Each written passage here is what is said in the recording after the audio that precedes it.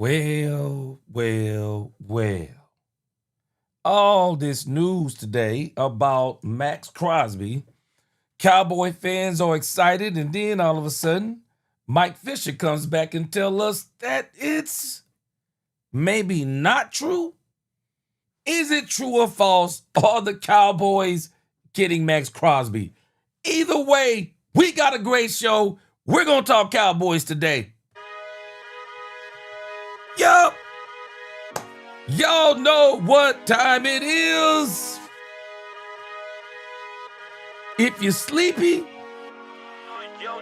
if you're cranky, if you're bored, if you're negative,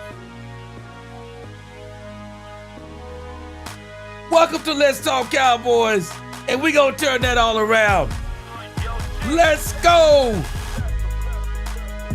Welcome, Cowboy fans and Cowboy haters alike. I'm the G, and I'm the host of Let's Talk Cowboys, where we talk facts. And as you come into this live stream, please hit that like button, share, subscribe, hit that notification bell so you know the next time we post another video or go live. And did I tell you we were live? Yes, we are live. And if you haven't become a channel member subscriber yet, please do. We have a lot of great things coming up this season. Now let's talk facts. Man, let me tell you something.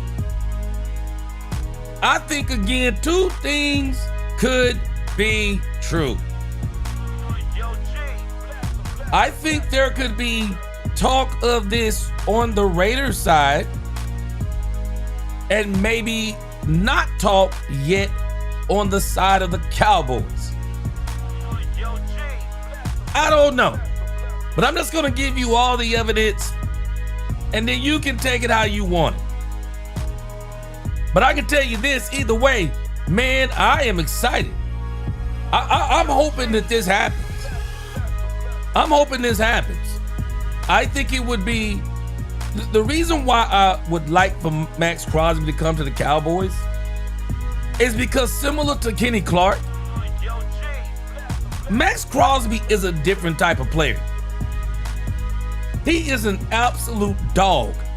We don't have enough of those types of players. And I'm not going to tell you that Maxx Crosby is a better pass rusher than Micah Parsons.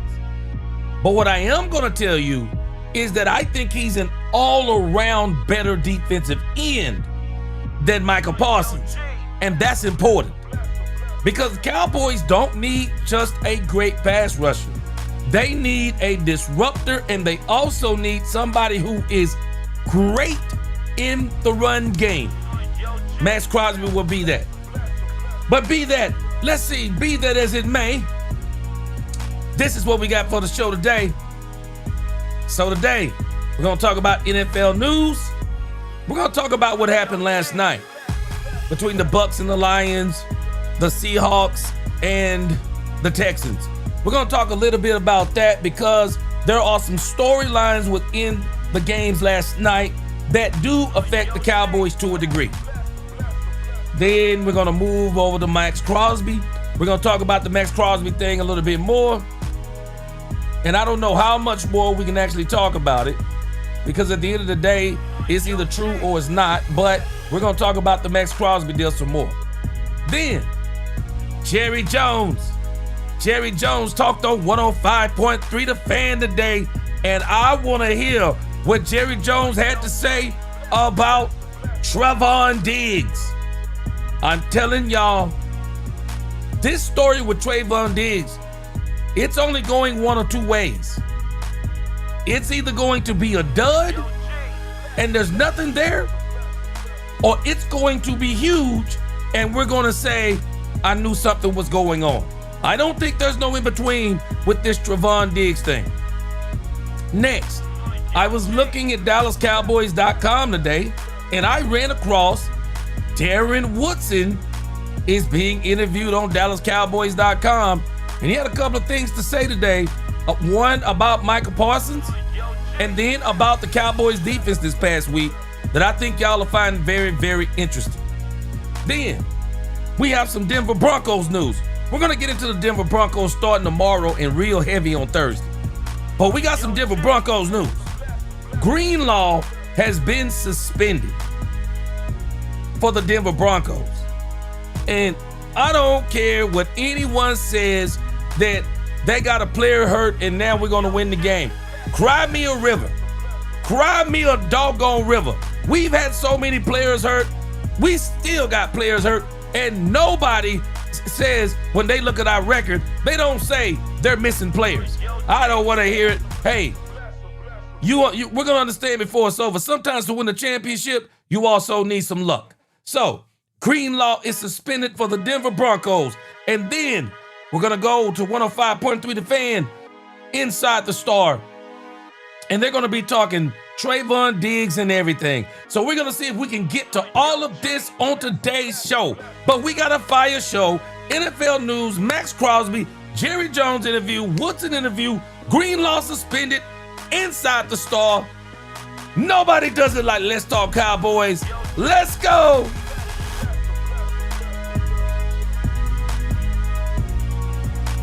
Man, it's a bunch of y'all in here, man. I'm going to tell you, I'm going to try to get as many as I can in a short amount of time. 344 people in here. I won't be able to get all 344, but I'm going to get as many as I can in about 2 minutes. How about that? Let's get that roll call and see who is ready to talk some Cowboys. Let's go. Lock and D in this thing. What up, Lock and D? She said it's always something with Dallas, putting false information to put the fans back in, or one Crosby will never get traded. He is part of the Raiders organization. We're going to see. John Henry, what's going on? Mose Logan, John Jones, he said, what up, G Money? I said, it's a new Jack City, and you better believe it would be great to have Maxx Crosby. But again, that infamous line from New Jack City, money talks, and Bullcorn runs a marathon. So we gonna see how it go. Jay Palmer, what's going on? Chris Newman, what's going on? Luck Queen, I hope all is well. Yes, we could definitely use Maxx Crosby. Richard Owens, what's up with your Lord Nova in this thing? What up? What up, Cowboys for life? Gee, I don't know if it's true. Clarence Hill said the Cowboys did not reach out, but I don't know why that guy that reported that would lie. The Cowboys need to quit waiting and make this deal done. I say where there is smoke, there is fire, but we'll see. We them boys. What up? David J. back up in this thing. Reading Zanguini. My man Blue Star. What up, Blue Star? He said, Jerry. He said, Jerry, do it. He said, do it. He said, let's go run the table and get this championship. Let me tell you something. This offense is that good. If they could just get this defense to 20, it'd be, man, I'm telling you, it's a championship level team. Derek Grimsley, hope all is well and better. He said, I hope we get Crosby. Me too. Ruffin, what up? Ruffin said, you think people would take Dallas seriously if they beat Denver this week? Adding Crosby, then getting Overshown back would help the D out a lot. Hey, Ruffin, I don't think it matters if people take the Cowboys seriously because that defense is insane. I mean, that offense is insane. If they can get that defense to middle of the pack, man, we probably talking, if we're not talking Super Bowl, we're at least talking NFC Championship game. Daniel Rangers, what up with you, Daniel? Rose, what is going on with you? Got that beard like Ricky Rose, I see you. Rodney Evans, what's going on? Kirk Wigley, Ty Howard, Dominique Pittman, the regular, my man. What up with you? Bumpy TY5X866 from the 903. That's our stomping grounds. Let's go. Let's go. Across 99th Street Productions. Yo, what up with you? What up with you? Travis Beck is back in this thing. What up, Travis Beck? He said, hey, if this is true, he says, I'm not going to get my hopes high. But if Jerry pulls the trigger, that's huge, man. Me too. Yeah.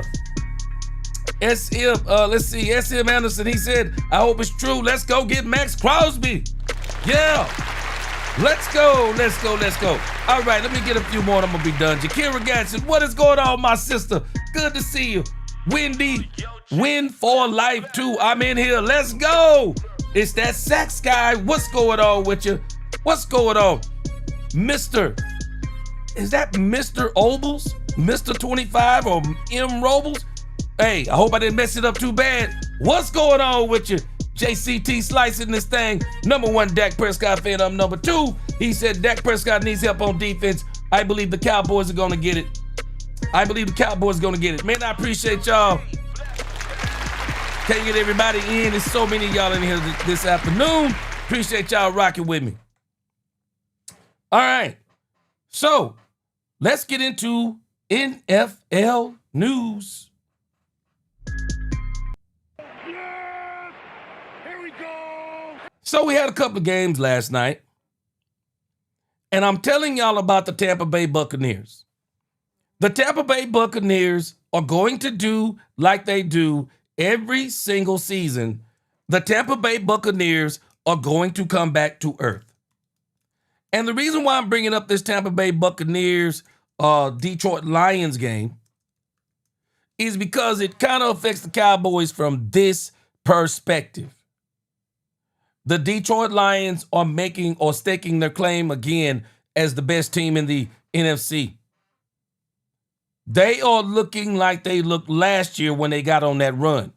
So we're going to see how this turns out because Cowboys got to see the Detroit Lions down the road. But I'll tell you this, that Detroit Lions team we saw last night with that busted up secondary, the only way they're beating the Cowboys is their pass rush better be so ferocious that Dak Prescott don't have a chance. Because I'm telling you, every team to see the Cowboys are going to have a problem with their offense. But the problem with the Detroit Lions is they can score points too. So we better get that defense kind of show it up before we see them.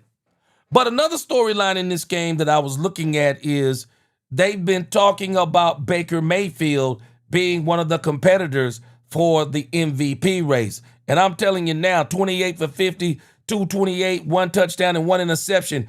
I'm sorry. There is no quarterback playing better than Dak Prescott. There is absolutely no quarterback playing better than Dak Prescott. And so I think every single week we're going to watch these teams. We're going to watch these quarterbacks. We're going to watch them continue to fall below Dak Prescott because Dak Prescott is the best quarterback in the league right now.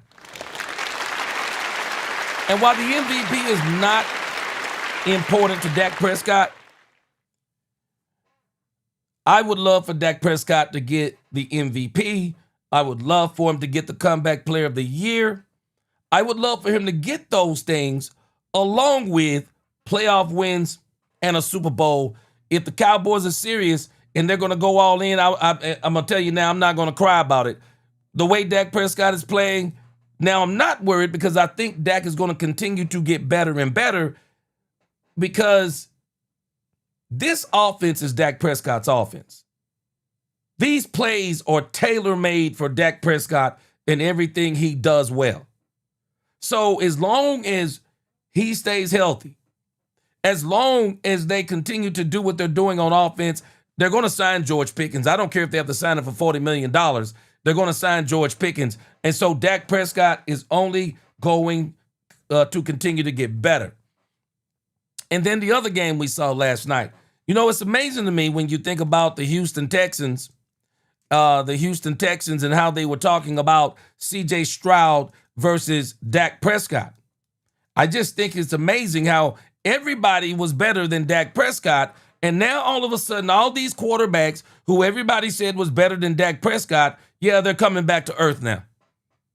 They're coming back to earth. I mean, they looked at those first years and talking about, yeah, they're better than Dak Prescott. Yeah, none of this stuff is holding true now. Dak Prescott is not only the best quarterback in the NFC, he's the best quarterback in the NFL. And so last night we saw C.J. Stroud, 23 for 49, 1 touchdown, 1 interception. And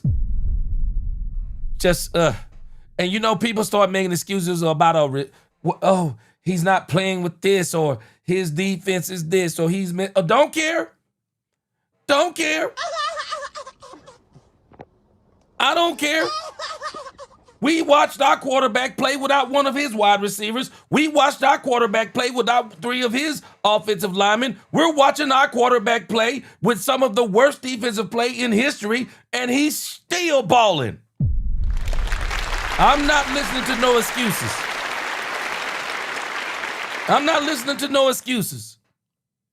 So, but the reason I wanted to just point out for a moment, not just the C.J. Stroud thing as it applies to NFL news, but also as it applies to the Seattle Seahawks. Man, let me tell y'all something. This dude, DeMarcus Lawrence is balling over there in Seattle, y'all. DeMarcus Lawrence is balling over in Seattle. He had 2 tackles last night and 1 sack. I don't know how many pressures he had, but I'm telling you this. This dude, DeMarcus Lawrence, is balling over in Seattle. And I just wonder, as the Cowboys will kind of go, once they started kind of getting to the point to where they were going to trade Micah Parsons, I wonder if they wish they could kind of rewind some things and maybe could have kept DeMarcus Lawrence. He's been balling over there in Seattle. He is absolutely balling.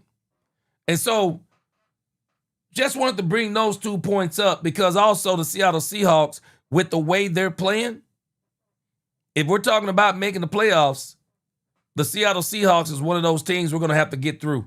Seattle Seahawks have a very good team. They have a very good team. And so I think that's one of the reasons why, of course, DeMarcus Lawrence is having so much good, not just good luck, but he's playing well over there. He's playing absolutely well. He's playing well. So that's NFL news. Just wanted to quickly hit that. All right. So in case you haven't seen my video, I want to talk about Maxx Crosby. And I'm sure more news will come down about Maxx Crosby over the next couple of days, because now that it's a hot topic, I'm sure that more people are going to be talking about it, and so it'll probably get back to Jerry, and eventually, and I'm pretty sure Jerry already knows, because Jerry kind of keeps his ear to the social media, them social media streets, not streets, but streets, as we used to say back in the hood. Jerry keeps his ear to them social media streets, and I'm pretty sure he's enjoying all the attention that the Maxx Crosby to the Cowboys thing is getting. But this all started today when somebody reported what Trey Wingo said. And so we're going to go over here to the Pat McAfee. We got a great show. Oh, that's me. Sorry about that. We're going to go over to the Pat McAfee show from this morning.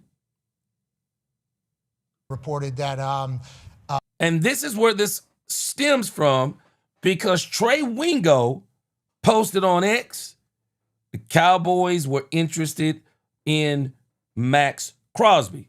Let's check it out. The Dallas Cowboys have inquired about trade for Maxx Crosby potentially, which obviously Trey Wingo used to work at ESPN. I think he does have sources. Now, I would like to know who his sources are.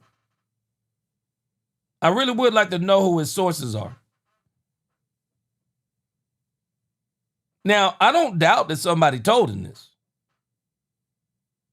Where there's smoke, there's fire. I'm sure somebody talked about this. I wouldn't be surprised if somebody talked about this. And so now the issue becomes, how true is it though? Who talked about it? Was it somebody from the Cowboys involved? Who talked about it? And I thought about this today too. I thought about the fact that, of course, Pete Carroll being with the Raiders, Brian Schottenheimer, Pete Carroll, I think they got some kind of friendship there. Pete Carroll did interview for the, he didn't interview, but Jerry consulted with him about Brian Schottenheimer. I thought about kind of where the Raiders are. The Raiders made a very crucial mistake with Geno Smith. Geno Smith looks like one of the worst quarterbacks in the league. He looks terrible. The Raiders' record is sinking fast. And so somebody had to be talking about this. Like I said, I don't know how much validity there is to it. I would like to know who Trey Wingo's sources is, but I just don't think you put this out there unless you have got from somebody who's on one of the parties that this is true. But it said sources, according to the sources, the Dallas Cowboys have made inquiries with the Raiders about a potential trade for Maxx Crosby. Of some sort might still have them. Good to see you, Trey. Good to see you, Trey. Out there doing it. The Spotrac immediately puts together a bunch of numbers for if he was to be traded, what it would cost, when it would cost it. 2 years of guaranteed money out of the Spotrac, folks. First year and second year. Then everything else not guaranteed.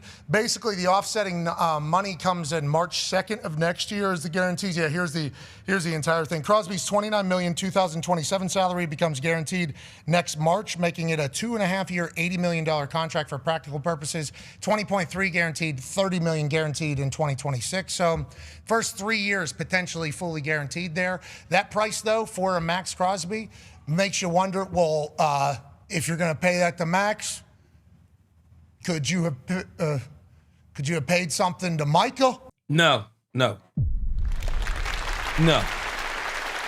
This contract is peanuts compared to what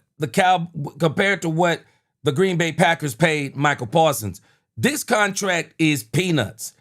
And this contract is set up to where if the Cowboys did it, it would fit perfectly within a 3-year window. It would fit perfectly right there within a 3-year window.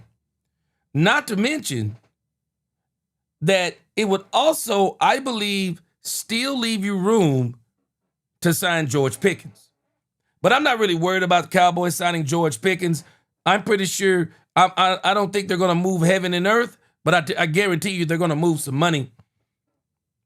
They're probably going to move some money from CeeDee Lamb in the void years. They'll move some money from Dak Prescott in the void years. They'll probably move money from Ty Smith if need be in the void years. Deron Bland, they'll move money in the void years. Also Diggy Zool if they want to, void years. They're signing George Pickens. But this deal right here, it's not that big of a deal. I mean, if the Cowboys wanted to swing it, I'm sure they could swing it. And if I were the Cowboys, I'm not giving up 2 first-round draft picks for Maxx Crosby. You know, I've seen people saying that stuff. That's crazy. Man, that's crazy. You give up 2 first-round picks, you might as well kept Michael Parsons. That's crazy. I'd give up a first this year and maybe a third next year. I'd give up a first this year, Sam Williams if you want him. I'd give up a first this year, Sam Williams. Maybe if you need another wide receiver, Lisa Worley, cover your ears. I would do maybe Sam Williams, Jalen Tolbert, because Jalen Tolbert is a good receiver in this league. I would maybe give him Jalen Tolbert because I think maybe that's a part of Geno's problem. Doesn't have good enough wide receivers. So if I'm the Cowboys, a first, a third in 2027, a third in 2027, first in 2026, Sam Williams, Jalen Tolbert, something along those lines. I mean, very doable when you look at the money in the grand scheme of things. Very doable. But we're not even going to get into that road. But now that everybody kind of knows what the numbers are exactly for Max, and Trey Wingo is reporting that people are interested in potentially trading for him, does that mean more people also probably interested behind the scenes, BA, if they understand that maybe Max is available at this point? Yeah, if he's out there, somebody's shopping. And I'm when sure you hear that stuff, so there'll be a lot of folks that want to get in on Maxx Crosby. I promise you that. What makes Max different? Obviously, his motor. Is that everything? I think when you think of Jared Allen and he's all those guys wrapped in one. I mean, he's relentless. And does he have the biggest, strongest looking body? No, but man, he's powerful. But his motor is unbelievable. He's also a menace. It feels like he would be a great Cowboy. He has unbelievable hands. I'm sorry to interrupt, but I love watching Max. You watch you could have 3 different defenders at different levels get to him, and he does such a good job. He's never looking at his blocker. He's always looking at the quarterback, wherever the ball is. And he's just so good flipping his hips, flipping his shoulders, his hands. Like, he never lets guys get a good shot on him. And he can also, though, you have to be able to bull rush as well. So Max definitely has the power. But he's so fluid with his hands and just relentless. He just doesn't let anybody block him. Like, it's really fun to watch. He actually fights in the offseason, right? Isn't that like his thing? He does a lot of hand work, obviously mitt work, cardio work. He has a battery and energy that I don't think anybody else has in the entire league. Obviously, he works on his technique. His work ethic is tremendous. His tats look very cool.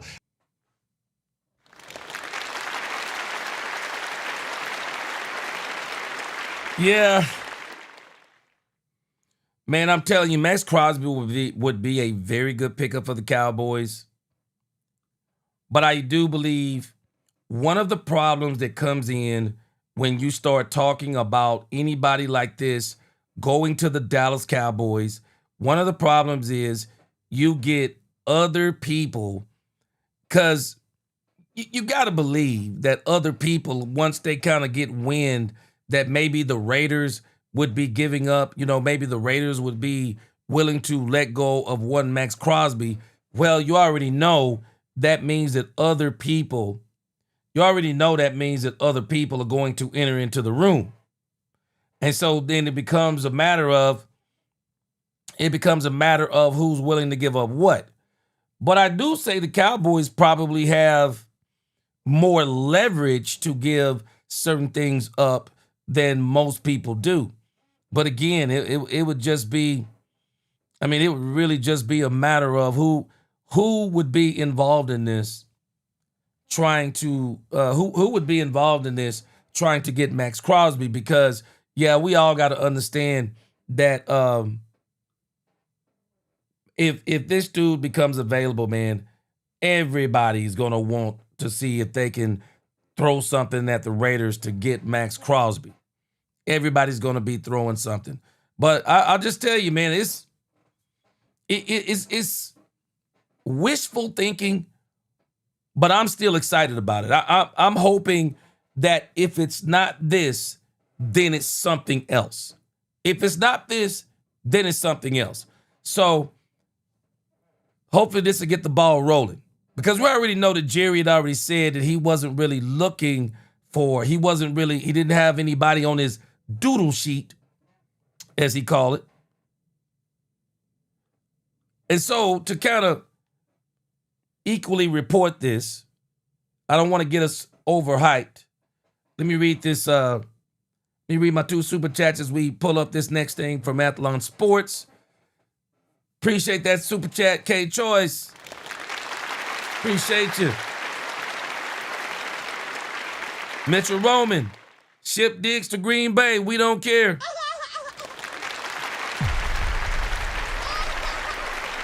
Man, I'm telling you, there are quite a few people that are kind of like, there are quite a few people that are out on Trevon Diggs. Quite a few people that are out on Trevon Diggs. And I don't understand why we get so personal about some of these discussions. But there are people who are taking some of this stuff personal. And I don't think, I saw some comments yesterday saying stuff like, I can't remember the exact phraseology, but we hate on our stars, or we hate on our stars, or we destroy our stars, or whatever the phraseology is. When was the last time Trevon Diggs was a star? Somebody got to help me. When was the last time Trevon Diggs was classified as a star? Trevon Diggs hasn't been classified as a star since he signed that contract and got injured. He's been anything but a star. He's literally been hurt the last 2 seasons. You don't get to keep star status not performing like a star. You don't get to keep star status. Not in football, you don't. Tony Romo said it best. This is a meritocracy. This is a meritocracy. It's Janet Jackson. What have you done for me lately? Don't tell me who you were 2-3 years ago. Tell me who you are now. I'm sorry. I was thinking about Michael Gallup. Trevon Diggs, number one, is not a star. And stating the truth about Trevon Diggs ain't killing our own or what. Y'all can do. I'm not telling anybody what to do. I just don't go around using the verbiage of other people like that. I got to examine things for myself. And I don't see where there's anything. Everybody has seen how Trevon Diggs has been acting. There is something wrong there with this thing with Trevon Diggs. But I don't know. This whole situation, it is what it is. We're going to talk about Trevon Diggs as we get into the Jerry Jones thing. But you're just telling the truth about players. I mean, it is what it is. It's not, we don't have to take certain things so personal. Just like the thing with Maxx Crosby. Man, it is what it is. I would love for the Cowboys to get Maxx Crosby, but I'm not going to destroy the Dallas Cowboys if they don't get Maxx Crosby, because I'm sure there's a lot more to this than just saying we want Max. I mean, hey, give us Maxx Crosby. I mean, I could already see what some of you are saying that Davis has said he's not going to trade, that he's not going to trade Maxx Crosby, but we'll see how that goes. But nevertheless, man, we don't have to take it personal over these players. It is what it is. But I tell you this, if the Cowboys could get Maxx Crosby, I think it would be huge. So we can give some fair reporting on this. Mike Fisher is reporting. Mike Fisher has come back against Trey Wingo with his sources. It says ahead of the Cowboys Week 8 game against the Denver Broncos, Trey Wingo of Pro Football Network posted that Dallas is looking to make a trade. Breaking, according to sources, the Dallas Cowboys have made inquiries with the Raiders about a potential trade for Maxx Crosby, Wingo said. We've already seen Trey Wingo breaking, and according to the sources, the Dallas Cowboys have made inquiries with the Raiders about a potential trade for Maxx Crosby.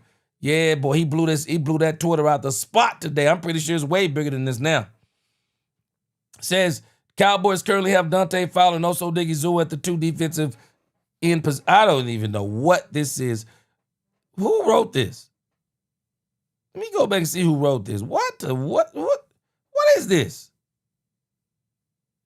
This is written by Max Escarpio, trending news writer at Lund Sports. What? Did anybody proofread this before he wrote this? He said the Cowboys currently have Dante Fowler Jr. and also Diggy Zua at the 2 defensive end positions? What?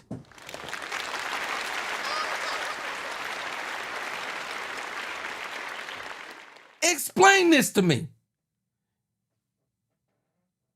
You are debunking a report is inaccurate with an inaccurate report?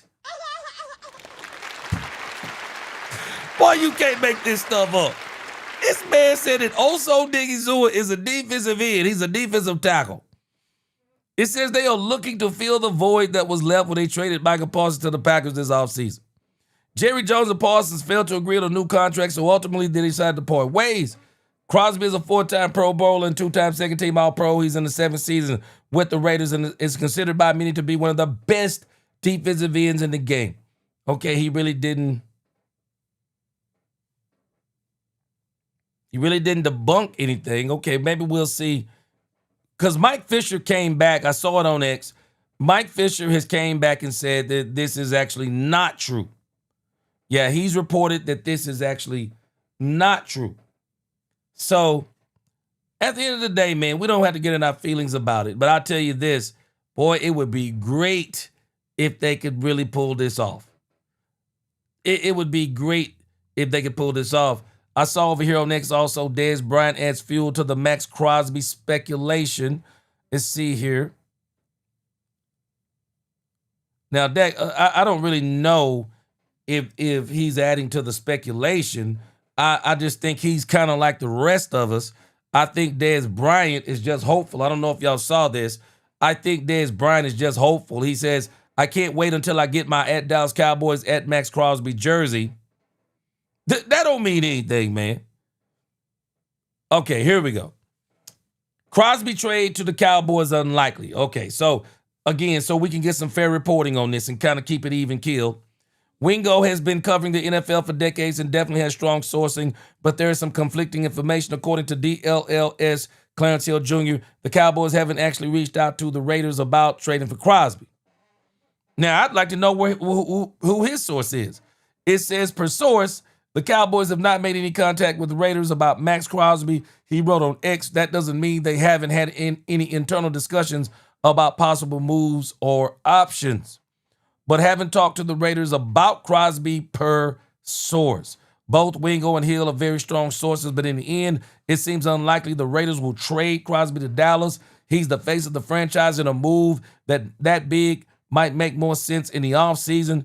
The Raiders do have one more game before the November 4th trade deadline, so they may want to see how that goes before they decide to trade away their best player. You know what's funny to me? Y'all know what's funny to me about these statements right here?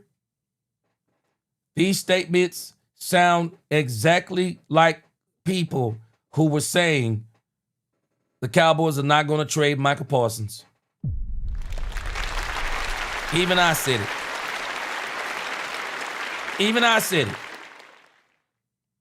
I said, there's no way.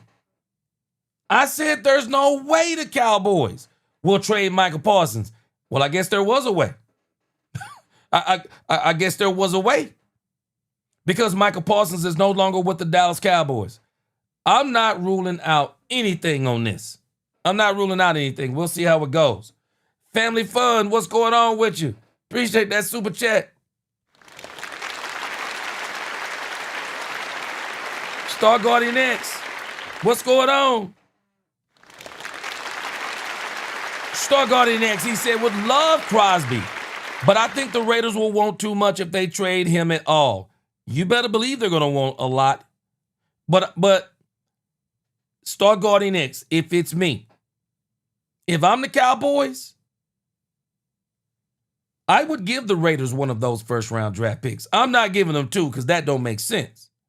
But I'll give them one of those first-round draft picks in 2026, and I'd be willing to give them a second or a third in 2027. I'd be willing to give them a second or a third because, man, you talking about Maxx Crosby, then you extend George Pickens. The Cowboys' offense is set. The Cowboys' offense is set. Anything the Cowboys get on offense will just be gluttony. Javonte Williams is running well. The Cowboys are still going to probably see what Phil Maffa is at some point this season. I think he's a similar back to Javonte Williams. So the Cowboys, if they got Maxx Crosby, they wouldn't have to worry about wrecking their draft picks and saying, okay, we got Maxx Crosby, now let's go get a running back. For what? See what Phil Maffa is. If you want a running back duo of the same type, because it don't seem like Brian Schottenheimer, we got Jaden Blue. Jaden Blue's going to be fine. 7 for 28, had a very good run call back. Brian Schottenheimer's going to continue to get him acclimated into the game plan. Jaden Blue will look better and better as the season goes on. Javonte Williams is doing his thing. The Cowboys got Malik Davis, I think, on the practice squad. I think they brought him to the 53-man roster this past week. So they have Malik Davis. We're still waiting to see if Phil Maffa gets off that IR. And if he does, then they'll bring him back and see what he is too. But he ran really well in training camp. And I think he has a little bit more top speed than one Javonte Williams. He just don't have the power. I don't think, especially at this point in his career, boy, he don't have the power of Javonte Williams. But if you give me Javonte Williams, a healthy Phil Maffa, Jaden Blue, you got Malik Davis back there too, you don't need to do anything offensively if you're the Cowboys. All defense. All defense. So if you get Maxx Crosby, you've solved one of your issues as far as when you got great defensive tackles, you don't have to have elite edge rusher play. You just need good to great edge rusher play, which I think we're going to have the further we get into the season. Ezraku is getting better and better every week. James Houston has been great. And now we got Jadeveon Clowney. He's starting to make a step. He looked really good. He said he's got his legs up under him. So Maxx Crosby would be great when we look at what we're doing as we're improving at the absolute edge rusher thing. So again, one player doesn't fix it. But if you bring in Maxx Crosby and these other players begin to elevate, then you're on the right track. And if you can get this thing to mid-pack, the Cowboys are in there. Randy Cowdell, his contract is expensive, so maybe a first and a fifth. Yeah, I'm willing to give up two picks, Randy. I'm definitely willing to give up 2 picks if I'm the Cowboys. Give up two picks and don't even think about it. Don't even think about it. Because the only thing they need to do is go defense anyway. Troy Williams, he said Crosby may fit the financials, but how does he fit the locker room? I've never heard anything bad about him. So I think he would fit. Stargard next said Greenlaw suspended. I see the haters now if we win. Well, the Broncos didn't have Greenlaw. Stargard next, that's going to be one of you can already see it on the screen. That's going to be one of our discussions today. Stargard next, I already said earlier, cry me a river. I don't care if the Denver Broncos are missing 9 players. We are missing all kinds of players on this team and have missed all kinds of players in these games. And I didn't hear nobody say when we lost games who we were missing. Cry me a river. I'm with you. All right, so let's go to Jerry Jones. And I'm thinking, unfortunately, this news may have broke before Jerry Jones had his interview, because I would have loved to hear Jerry Jones tap dance all around this question. I would have loved to hear Jerry Jones tap dance around this. It would have been funny with all his it would have been hilarious, but we're not going to be able to get that today. But let's check out Jerry Jones. Jerry Jones had some interesting things to say today. Just a minute, but in the meantime, I've already seen people start to text in. We can go through. Nobody cares about your fantasy football team, but today we do. So share those triumphs and tumbles, and we will get to them. 877-881-1053. But right now, brought to you by Ford and your North Texas Ford dealers. Ford is the best in Texas. It's time for Cowboys owner and GM Jerry Jones. Good morning again, sir. Well, good morning, and I kind of like this. On early, come back, have a little coffee, come on back on. Go by Virginia. Now I'm downtown Manhattan and headed over to a hotel where we're having our meeting. But as I said earlier today, it's fun to high step in New York when you have a game like we had last weekend. I have no doubt about that. Thank goodness the league meetings were not last week. Is there anything in particular on the agenda that you're most fascinated by or that you can tell us about for the league meetings? Well, I think that this time of year, this is a scheduled time of the year meeting, but I know firsthand they're going to have some probably as impressive or the most impressive viewership information that they're going to be going over in one of the committees that I'm involved in here. And it really is probably the most impressive viewership that I've seen. And so that's always on the agenda up here as well. And we'll discuss some labor, which is your players, that type of things at this time, but it's basically a really a kind of a state of the times we're in here for this first quarter. I know there was a lot of discussion before the season started that the NFL felt like perhaps Nielsen was not correctly gauging the audiences for these games. How much has a different Nielsen system helped out, hopefully getting a better count on how many people are watching NFL games? Well, we're up considerably. I don't have the exact percentage, but we're up double digits And the best that I've seen is the measuring may have impacted that figure, the increase by as much as 5%. That's of the increase. So that might not be but a small percent of the total. So it certainly adds to it. It's a more efficient way, and it should very much be accounted for because we have so much of our fan base that watch it in areas where multiple fans watch it, such as restaurants, bars, things like that. So, but the reflection in the increases is really a very sound, just more eyeballs watching the games. Jerry, back to that victory over Washington on Sunday. After the game, Kyer Elam said that Matt Eberflus allowed them to do what they do best in man coverage, and we've all seen the numbers on how much was played there. How much trust did Eberflus gain in those players, and also how much trust did the players gain in him? Well, that's a strong word, but it's real. It's very real. You certainly want to believe as a team, whether it's the coach or the players, that your scheme, what you're doing, is sound and not have flaws in it or holes in it. But so success is very important. But they'd be the quickest people, the players, to tell you that a bigger part of why we played some good defense was because we did what we were supposed to do in the system. We were in our spot that we were supposed to be in. That is a natural progression. Football's so repetitive on how you play it well. And so you're seeing us perform the scheme when we're playing the scheme. You're seeing us perform that scheme better, and we're in our right lanes. You do that, plus that allows you to mix it up more. The way Washington brought the offense on the field, it allowed us to be a little more comfortable in man than we had been maybe against some of the other teams. Bottom line, it's an evolving process of how this team, which also gives you a little different look each week because of injury and who's next up.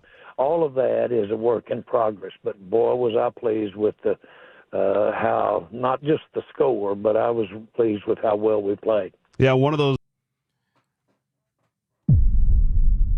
Now, I just want y'all to just keep listening to what Jerry keeps saying. Brian Schottenheimer, these guys are emphasizing the communication, the execution, doing what the scheme said. Nobody finds any of this to be strange. I'm just telling you, it sounds like a very, very strong message. Those guys that played exceptionally, I think he really stood out, and it was nice to see that was Deron Bland. How excited were you to see him do that? And is the pick six the most exciting play in all of sports? Yeah. Well, One of. You, it just, when it happens, it's just like something reached out from heaven and kind of patted you on the back. But Come on, Jerry. Excited for him. Of course, that's how he made All-Pro, was setting the record almost on the interception. He can intercept the ball. And we've got a good opportunity here with our personnel to get better and have more of those. And they'll win the games, those turnovers. What's amazing is we haven't turned the ball over in 4 games. And yet we've gotten one last week against Washington, and we got one the week before against Carolina. Mm-hmm. That a lot of times the difference in the games, the winning the game, is that turnover. Jerry Jones joining us here on 105 through the Fan. Jerry, we talked about Deron Bland there. You were without your other starting cornerback last week, Trayvon Diggs.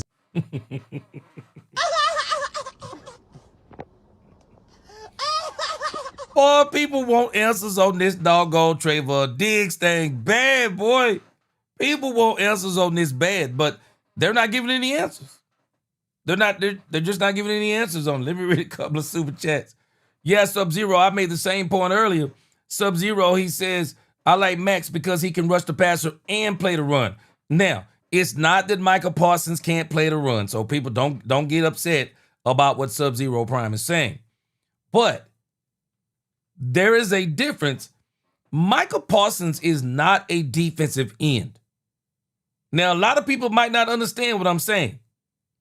Micah Parsons is not a defensive end. He's an edge rusher. Those two things in actuality are not the same.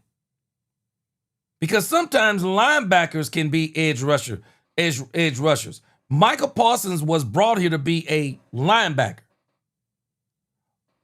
But what he really is an edge rusher. And you really don't want him playing traditional defensive end. You want to use Micah Parsons the way Green Bay is using him, as a chess piece. Move him all around. Mike Zimmer tried to do the same thing. Only thing is, Zimmer let him do it. But the coach should line him up where he wants him, depending upon the situation. So it's not like Sub is saying he can't play the run. Maxx Crosby is a true defensive end. He's a defensive end. Yeah, he's a pass rusher. He's a defensive end. Pass rush, play the run very well. You heard them talking about him on the Pat McAfee show. The dude is he is a great defensive end. He would be a true defensive end for the Cowboys. He would be great to have. He really would. So this is what Sub-Zero is saying. Yeah, he will make the players around him better, and he cares about just playing football. Now Sub-Zero Prime. Let me put this out there in case you didn't know. If I'm not mistaken, Sub-Zero Prime, somebody said Maxx Crosby has a podcast.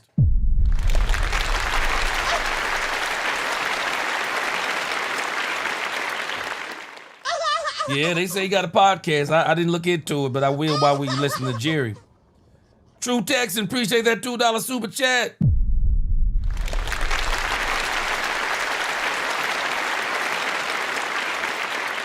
True Texan says, see you later, Diggs. Hello, Mozzie. Yeah.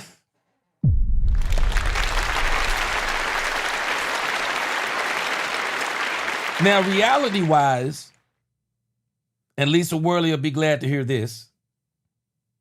Realistically, I don't think the Cowboys would trade Jalen Tolbert because this coaching staff really likes him. Dak Prescott really likes him. I don't foresee Jalen Tolbert going anywhere. But I can tell you this. It wouldn't surprise me if the Cowboys traded Diggs or traded Mozzie Smith. And I still keep saying that Trayvon Diggs, I don't think it's a playing issue with Diggs. I think it's stuff in the locker room, behind the scenes. I think it's that type of stuff with Trayvon Diggs. And again, this stuff with Trayvon Diggs, we're going to listen to Jerry talk about it, which I don't think he's going to say much. It's either going to be a dud and Diggs comes back and they're in man, he either plays well or he gets burnt. I hope he plays extremely well because he won't be playing for the Cowboys next year. So I want him to play the best football of his career so he can help us win. And then when the Cowboys either trade him or cut him, he can go somewhere else and have a great career.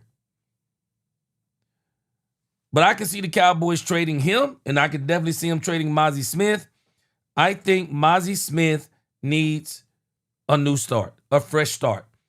A fresh start to where I don't think Mozzie is a terrible player. I just don't think he fits what these coaches have wanted to do. All right, let's listen to Jerry. Let's see what he says about Trayvon Diggs. Let's see if he tap dances. After he had popped up on the injury report Friday with a concussion. It's obviously been kind of a muddied situation for everybody kind of viewing it, but were you satisfied ultimately with Trayvon Diggs' explanation to you of what happened and led to the concussion? Yes, and I am. And there's no reason to dwell on any more here. And so it's what it is. And consequently, what we did see is we played pretty well out there. And so I don't know the status of Diggs as we move forward. but I feel better about being able to play if we don't have him out there. Let me tell you something. Y'all can throw them comments in the trash if you want to. You can throw them. You can throw them comments in the trash if you want to. But this is the sentiment that I've been getting since that game. If he plays, he plays. If he don't, he don't. This is kind of where they are. Jerry is saying that the way we played without him, we're fine if he don't play this week. Really? Against the Denver Broncos. I mean, if he is that cornerback, that's not how you're talking about that cornerback. I promise you. In no universe will the Denver Broncos say, yeah, we good if Patrick Surtain play and we good if he don't. What? Guaranteed they ain't saying it.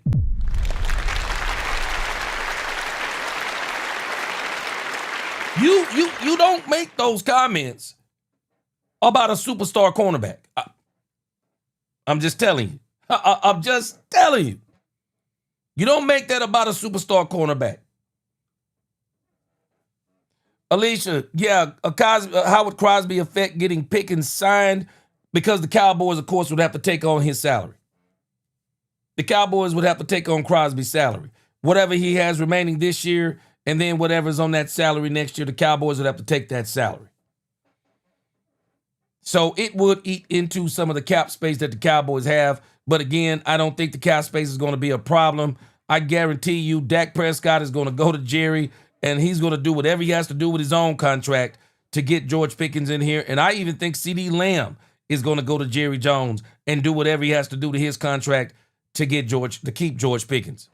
But, man, it's a crazy statement that Jerry says the way that defense played last week, I feel better if we play without him. Okay.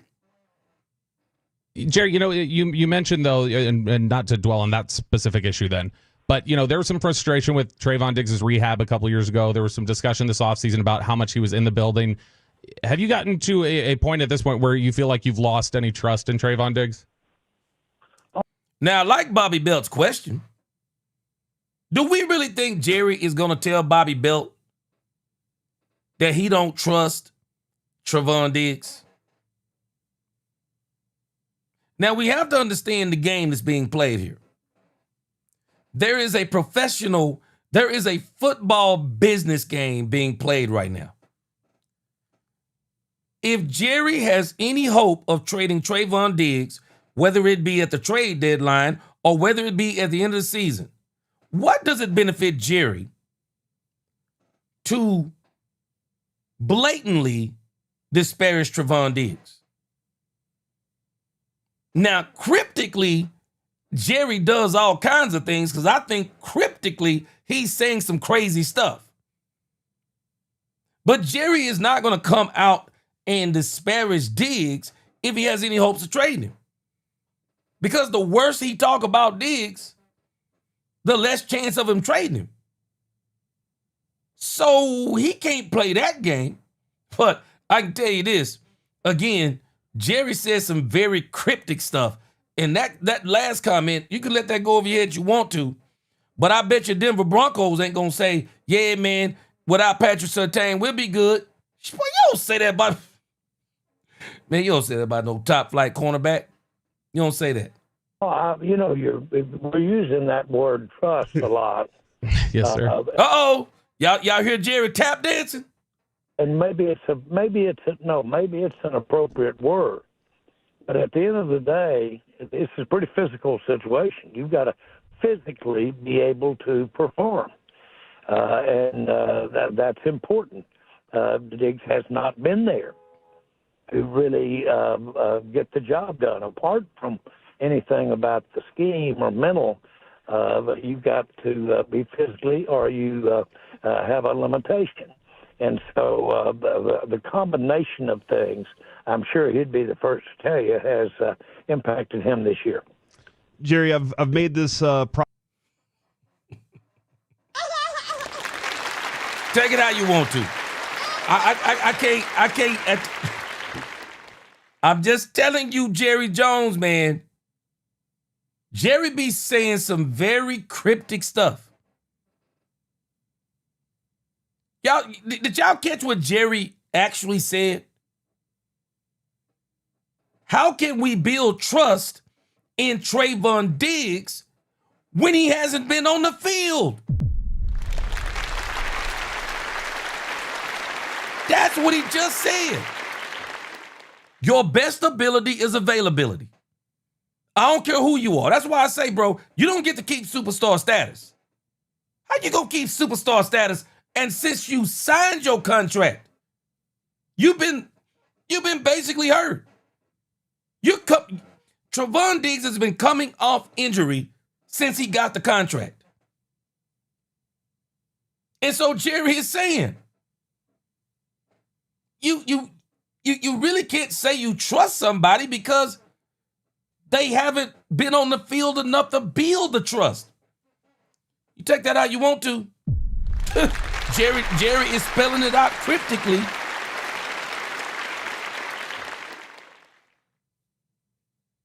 Proclamation a couple of different times this week already. I feel like this is the most exciting offense in the NFL. Do you feel like it is the most exciting offense, or you still think there's more room to grow and develop there? Well, I think both of those answers could be. There is more room to go. And yes, I think it's one of the, you could also say by degree, how exciting is it? It's very exciting. What I'm real excited about also is that that's exactly what we thought that Brian would bring to the table as we looked forward to this year, when Brian was just thinking, or we were just thinking, of his role as offensive coordinator and calling the plays. And the kinds of things that he wanted to do that would help Dak, help us be more productive offense, you're seeing that. Now, that is a great feeling to see that come to pass. Now, what is amazing is that this first-year coach, Brian Schottenheimer, also not only called the plays, but oversaw the putting in with some great help that he's got with his offensive coordinators. But he not only called the plays, but he also spent part of the week in that defensive side of the ball going over ways that could improve and talking not only with coaches and players. To me, last week was about as good a coaching job as I've been around, and I don't know when. The head coach. Jerry, you're... Boy, Jerry spread it on thick about Brian Schottenheimer. That's the best coaching job he's been around. Come on, Jerry, I hear you.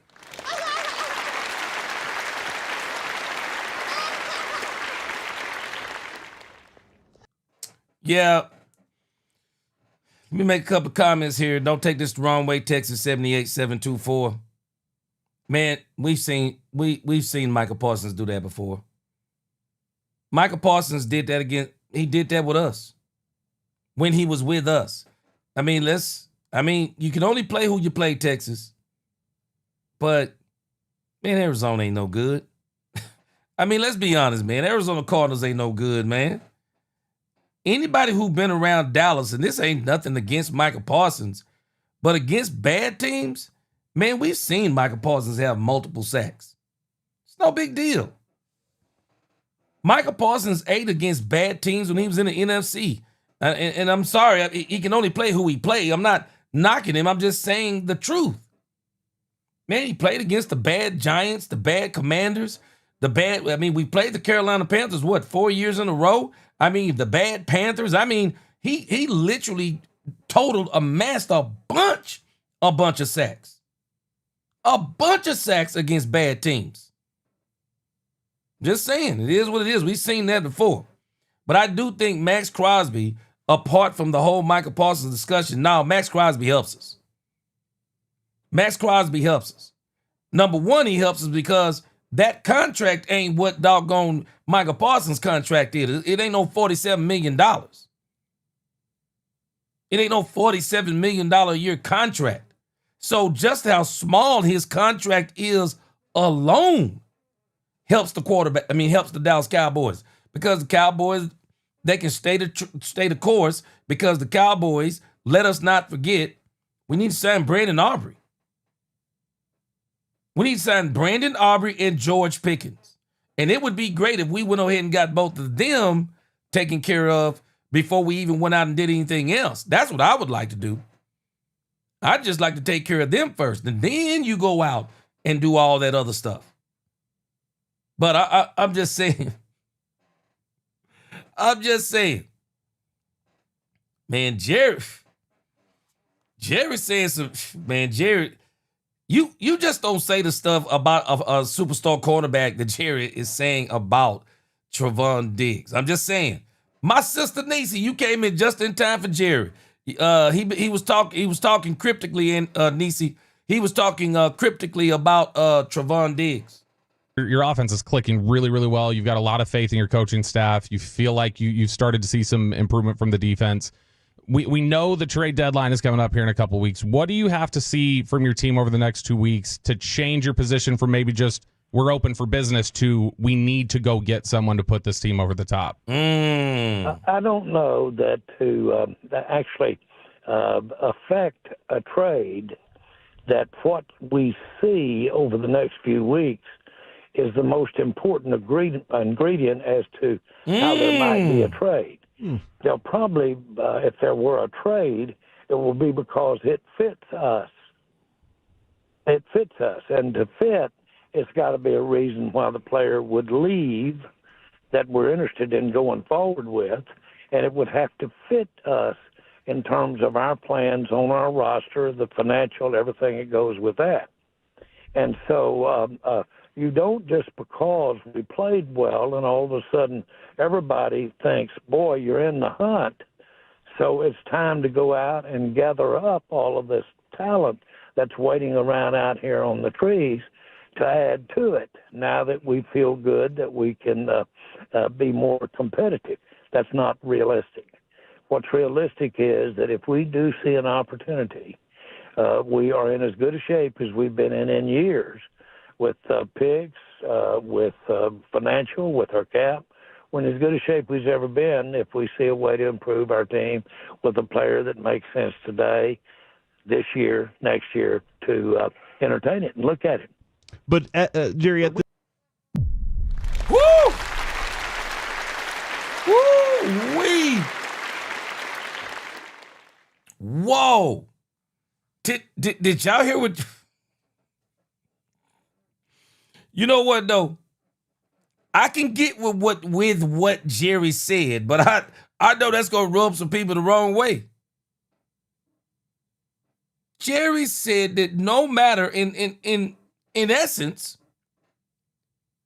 just because Dak Prescott is playing good, just because the offense is the number one offense in the NFL, Jerry is saying that is not what dictates fixing the defense. I'm going to have to process that for about 24 hours. But I can get with the other part. But he's also saying we're going to be looking for someone that fits. So let me just try to give Jerry the benefit of the doubt. This is why I think the Maxx Crosby deal makes sense for the Cowboys. Because the money is right.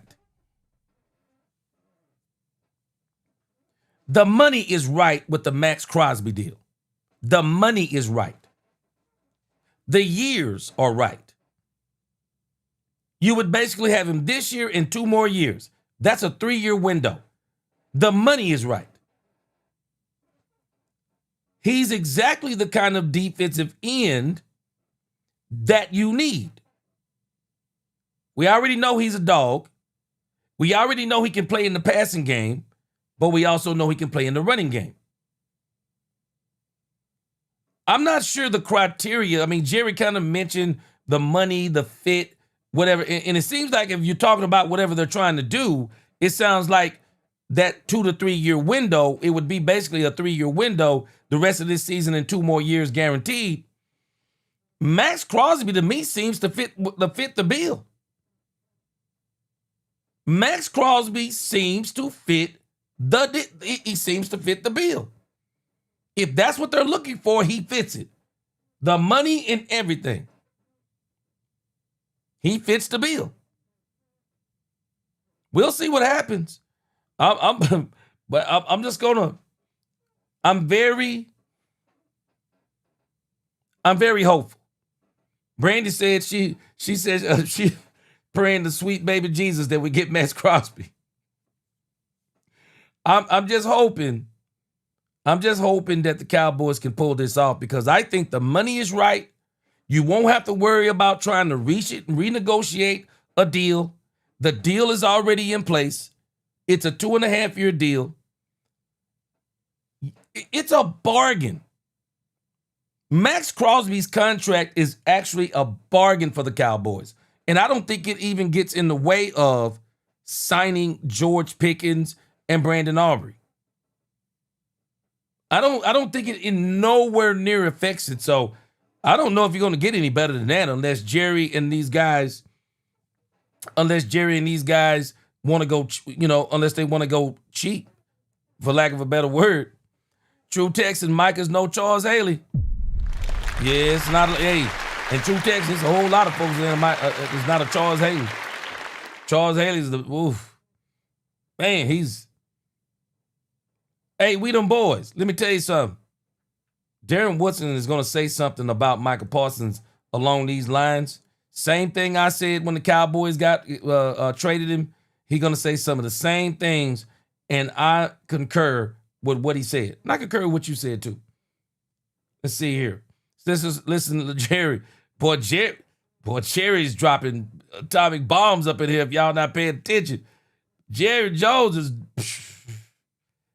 man. We do that every day. We do that every day. At this moment, do you see, or you don't see the potential of trading away another player? Well, I don't. When you say see the potential, I assume you're asking what degree of potential. Yeah. And candidly, I don't necessarily today, this year, next year, to. Well, I don't. When you say see the, entertain it and look at it. But Jerry, we do that every day. We do that every day. At this moment, do you see, or you don't see the potential of trading away another player? Well, I don't. When you say see the potential, I assume you're asking what degree of potential. Yeah. And candidly, I don't necessarily see a high degree there, but I don't want to preclude it from happening. We should be constantly, and believe you me, we are, all the time looking, communicating with possibilities to get better with our roster or to address soft spots in the roster. What you really need to ask the question is, did the win Sunday cause us to think more that we're more likely to trade or get a trade today than if we'd lost? Isn't that a good way to catch that question? Yep. So And what's the answer? No. No. The answer is no. So, No. when you have Sunday didn't affect that. when you have the league meetings, I know this is not going to sit well with y'all, but Jerry just basically said that winning on Sunday didn't give him a sense of urgency. Take it how you want to. Jerry said it didn't give them a sense of urgency. That's what he's saying. Didn't give them a sense of urgency. And I know a lot of people are saying, that the way Dak is playing, the Cowboys are wasting him. I think Dak is going to continue to play like this for the next 2 years. I mean, this year, next year. And if Dak continues to take care of his body, he's going to continue to be a great quarterback. But at the same time, tomorrow is not promised. And the way Dak is playing this year, I gotta lean toward, and I think Jerry is maybe kind of hedging his bets. You know, he don't want to get the fan base riled up. But I do think they're going to do something. I don't know what it is, but I think they're going to do something. I'm confident they're going to do something. Just don't know what it is. I just don't know what it is. But I tell you this, Maxx Crosby would be great. Maxx Crosby would be great because the money situation is perfect. The money situation is perfect. The years, the deal, it's already there. Perfect.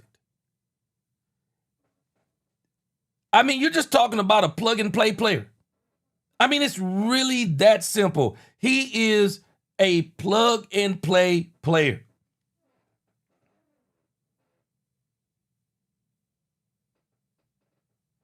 Woo, Nisi.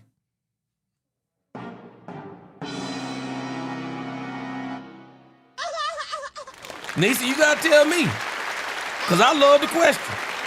Nisi says, and I love this question. Nisi says, why do fans get upset when the Joneses say we like our guys, and yet fans want to keep everyone because we like our guys?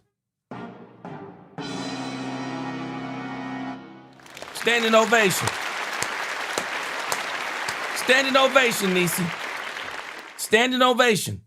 I've said similar statements because I'm always amazed at people who hate when the Joneses say it, but then when it comes to the player they like, they love their guys. We see it all the time. We saw it with Michael Parsons, and now we're seeing it with Trayvon Diggs. We've seen it with other players in the past. We don't want you. We hate when Jerry says he love our guys, but then when Jerry starts talking about getting rid of a player, then everybody rolls to they love our guys too. Nisi, I'm telling you, standing ovation. I wish I had the answer. I do not have the answer. But it's a great question. But hey, I'm telling you, hey, Cowboy fans, y'all, I'm just telling you. Jerry just told y'all. Jerry said that he has no sense of urgency. I'm still having a hard time believing it. But he said there's no sense of urgency. He says that, but I still think the Cowboys are going to do something at the trade deadline. There's no doubt in my mind. Discussions about potential player movements happen a lot there? Or do you guys normally just focus on, hey, let's discuss league issues, not so much like team personnel potential issues? You discuss any and everything. The league, of course, league issues are there, but you can very easily, at any level, especially if you've got some owners involved in the meeting, and this is an owners meeting, and you'll have some executives that are a part of it. It's not uncommon at all to talk about a player or what if, toss it out there. Not at all. Jerry, Jerry Jones joined us here on 105.3 Fan. Now, Jerry just said that it's not uncommon to talk about throwing players' names out whenever you're talking about, trading for players or trading players. Because James Slater said the idea of trading Michael Parsons came up in 2023. I'm positive, and this ain't no knock on Michael Parsons, because if we could be a fly on the wall, I bet you there were conversations about Dak Prescott no longer being with the Dallas Cowboys in 2024. Man, had Trey Lance came out there and lit it up in the preseason, shoo. Man, Dak Prescott would have probably been faced with the same issue that Michael Parsons was faced with. Bro, you're going to play out the last year of your deal. Trey Lance is ready to go. We're going with Trey Lance, and you can go out there and sign with somebody else. I'm just telling you. I'm sure they had those same conversations about Dak Prescott. I'm sure they had those same conversations. So I don't find it to be strange what Jerry's saying, that you throw players' names out there all the time as it applies to being traded. Jamalism up in this thing. What up, Jamal? Jamalism said Tony Romo is the best thing that could have happened for us and Dak. Jerry doesn't want to waste Dak's years like he did Romo. Yeah, Jamal, that's why I'm saying, man, I'm going to take what Jerry's saying right now I'm going to take it with a grain of salt. I'm just going to take it with a grain of salt because I think they're going to do, I don't know what it is, but I think they're going to do something. All right, let me read a couple more comments. Nisa said, Jerry, if the relationship is over, break up and stop all the talking. Boss Cowboy said, what up, boss? He said, I bet $1 million they told Diggs they are trying to trade him. Boss Cowboy, I said this earlier. This is either going to be a dud or this is going to be a bomb. But this thing is starting to stink. And I will not be shocked if Diggs gets traded. But I'm going to tell you this. Y'all remember last year? Now, I'm not going to say the same thing about Diggs. But y'all remember what I told y'all about DeMarcus Lawrence? I told y'all last year. I said DeMarcus Lawrence will not play another down for the Cowboys. And every single week they were talking about, yeah, DeMarcus Lawrence is getting close. I said, no, he ain't going to play. Because DeMarcus Lawrence was not going to allow the Cowboys to use him. DeMarcus Lawrence knew that he was not going to be a Cowboy the following season, and DeMarcus Lawrence wanted to get his body in great shape so that when he hit the free agency market, the Cowboys let him go, he was going to be able to find a suitor. Now, I said this about Trevon Diggs. I said I want Trevon Diggs to have the best season of his career. But I also prefaced that with this. I don't want Trevon Diggs to hit the field for the Cowboys until he's 100%. Not 98, not 99, not 99.9, 100%. Because this is his career. It's his career. But, hey, it is what it is.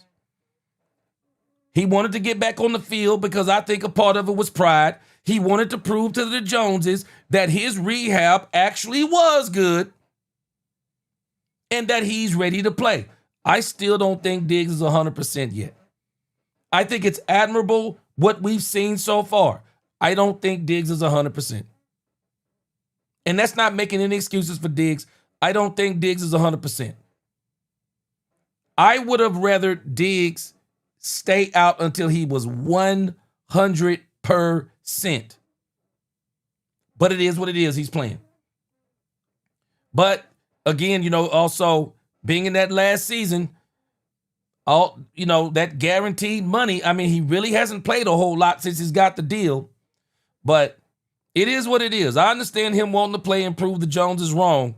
But I still don't think that he is 100%. Divine King said we are 3 players away from having a solid defense, and Overshown is one of them. Yeah, I think we need 3 players. Now, Overshown will be one of them. I won't say he will be one of them. But I still think they don't need a great edge rusher, but I think they need another pass rusher. James Houston is starting to come alive. Jadeveon Clowney looked good last week, but we got to see consistency. Understand, what we saw last week was a Washington Commanders team that was missing 3. They're 1, they're 2, they're 3. We're not going to don't expect the same game. Don't expect the same defensive game playing this week. The Cowboys will not go man-to-man as much as they did against the Denver Broncos because the Denver Broncos is a different team. The Denver Broncos is a different team. Sean Payton is a different play caller. So they're going to have to really put a game plan together for Sean Payton. Yeah, Alicia, she said, thank you. I feel better for that. I think 4-88 will help too. Yeah. Hey, the offense is good to go. The offense is good to go. They're trying to they're trying to hold the fort down until this defense can catch up. Now, y'all remember last year the defense didn't catch up to Thanksgiving. We're entering Thanksgiving territory, so maybe we'll get we'll get the same result this coming year. Jerry, there were a lot of people, obviously the Pittsburgh and George Pickens match didn't really fit, and they decided that it was time to move on from him. Why do you think you guys have had such a different, more positive experience with George Pickens here in Dallas? Because they want him here? Well, I will give a lot of credit to Brian Schottenheimer. That too? I'll give a lot of credit to Dak Prescott. And I'll give a lot of credit to George Pickens because he's come in here with a can-do frame of mind about being a part of a team. He's coming in about how he can complement what we do, not just complementary football, offense, defense, but how about complementing Lamb and complementing what we're trying to do with our offense. And frankly, he's above expectations in all boxes. Because of that, are there any conversations about an extension now, or does it make sense for all parties to wait until the season is over on that front? You make that an either or, and I'm not trying to have issue with the way you're phrasing your question today. But any and everything about George Pickens is crossing our mind. Ooh, yeah, I like to hear that. And when you say, does that generate conversations? It certainly can generate conversations between people in our building without George being in the room. And it can cause a lot of conversation, I'm sure, around the league. But the answer is certainly he's a topic of interest and discussion because of the success he's had. Well, then, do not worry. The Cowboys, I believe, will roll the dice to try to sign George Pickens during the season. I just don't think it's going to happen. George Pickens is playing on this dude, man. We talked about this. To put George Pickens with Dak Prescott, we already knew he was going to put up numbers. Dak Prescott has put up numbers with lesser receivers.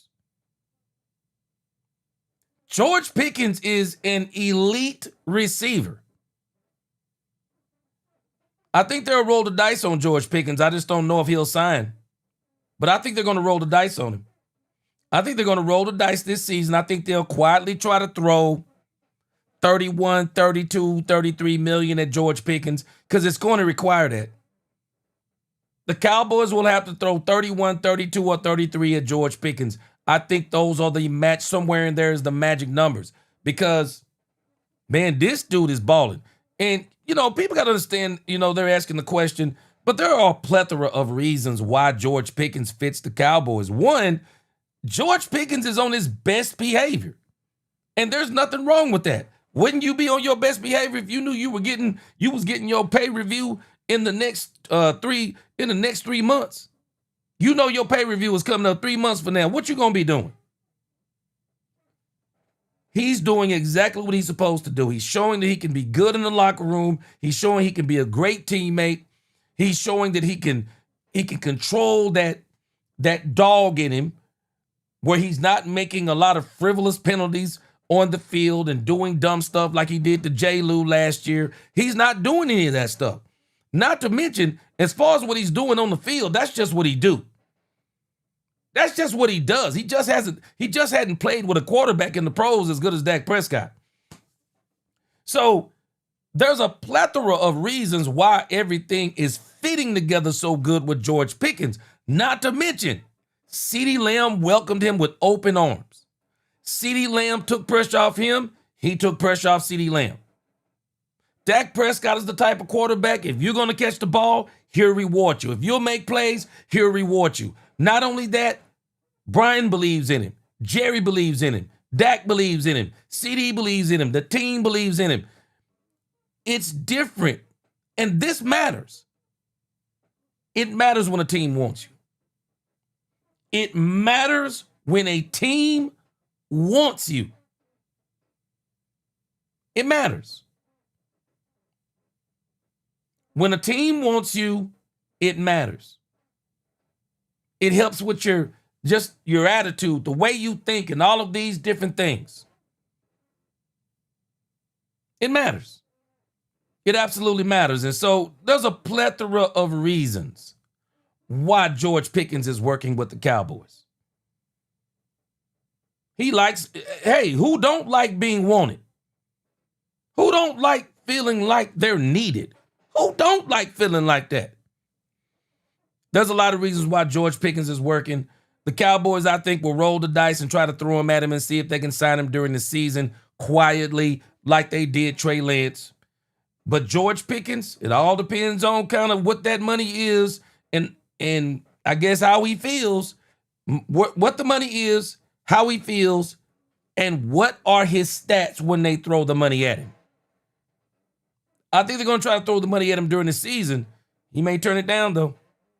He may turn that money down because the better he does, he knows the bigger and the larger that paycheck is going to be. Hopefully you can help walk me through y'all's like general philosophy or how business goes in the NFL. You said obviously the Cowboys are set up great with draft pick perspectives. Y'all are set up great with salary cap perspectives. And George Pickens has been better than I could have imagined, though it sounds like he's right on point with what y'all thought. Why not try to get the deal done right now? Well, there's no reason not to. There's no reason to. And so I can't give you a why not other than the timing might not be good for any of the parties involved. Now, Jerry is telling the truth right here because George Pickens himself said he wanted to wait until the end of the season. He didn't want to do any of this during the season. At least this is what he said. So this is why I'm saying I still think Jerry and these guys are going to throw him some money or try to throw him some money during the season. I just don't think he's going to take it. I think he's gambling on himself. I think he's gambling on the fact that he's going to stay healthy the entire season. He's going to continue to put up numbers the entire season. He's going to be one of the top 5 wide receivers in the game when it's all said and done by the end of this season, no less than top 7, and he's going to come in top dollar. And the Pittsburgh Steelers are going to be looking like idiots. I think the Pittsburgh Steelers made 2 mistakes this past offseason. They didn't draft Shedeur Sanders. And why in the world would you not keep doggone George Pickens? Man, you would have had one of the best wide receiver duos in football. DK Metcalf and George Pickens would have been incredible. And then you would have had a young Shedeur Sanders. They didn't want to win. Even if you would have got Shedeur Sanders and still got Aaron Rodgers and kept George, huge mistake. They're not the Cowboys, but I'm telling you, huge mistake. But I think what Jerry is basically saying is the timing is not right because George ain't going to take no money unless you throw the bank at him. George ain't taking $28, $29 million right now. You can forget about it. I think the franchise tag is $28 million. He ain't taking no $28, $29 million. George Pickens right now is playing on the level of Lamb, Jefferson, and our other wide receiver over there in Cincinnati. He playing on that level. He is literally playing on that level. Nah, he ain't taking no $28, $29 million. I can tell you now. He ain't taking no $28, $29 million. That's what Jerry is talking about. The timing ain't right because if we throw what we gonna throw at him, he ain't taking it. I'm just telling us. I'm just like, I'm kind of like if I was, if I'm George Pickens, ask yourself if you were George Pickens and you balling out of control right now. You taking $28, $29 million? If they come to me during the season, it better be 33, 32, 33. Yeah, Cowboys going to have a monster on their hands to sign him, but they're going to sign him. And so, and that has many, many reasons, not only from the player's perspective, yeah, but from the club's perspective. Yeah. But you're asking that question that I've had asked a million times in my life by my mama, by my wife. Why did you do it? Poobie D, what up? Hell, I don't know why I did it. I was just there. Jerry, we saw some excitement, some dancing up in the suite regarding this victory. Was there any dancing yesterday when DeMarvion Overshown was what? I didn't think activated about for his 21-day window? Trading TJ Bass? Didn't think about that. I don't know if the Cowboys would do it, but I don't think Cincinnati's going to trade Hendrickson. And I'll be honest with you, I would rather have Crosby than Hendrickson. I'd rather have Crosby than Hendrickson. I really would. I'm telling you, man, Crosby, and let me read Reality Cowboy 242, because this is kind of where I am. Crosby, he says, is a better all-around player than Michael. Now, let's not get in our feelings about what Reality Cowboy is saying. Let's just dissect what he's saying. Michael Parsons may very well be, I don't know if may very well be, but he is a top 3 pass rusher in the league. Bar none. Top 3. Myles Garrett, Bosa, Micah. Top 3. Guy for the Rams is giving him a run for the money, though. He might be nudging his way up in there. But if I'm talking about a defensive end, all around defensive end, not just rushing from the edge, but playing the defensive end position, Crosby may be a better all-around defensive end. Michael Parsons is specifically being paid. Understand it. He is specifically being paid to rush the passer because that's what he is great at. I agree with what he said. I heard him say the other night that he told his coach that if he gets one-on-one, he's betting on himself 8 out of 10 times. Now, you got to think about what Arizona did for Michael Parsons to get those sacks, because Michael Parsons explained it himself, and he said he didn't understand it. But the Arizona Cardinals, for whatever reason, thought that the person they had in front of Michael Parsons could go one-on-one.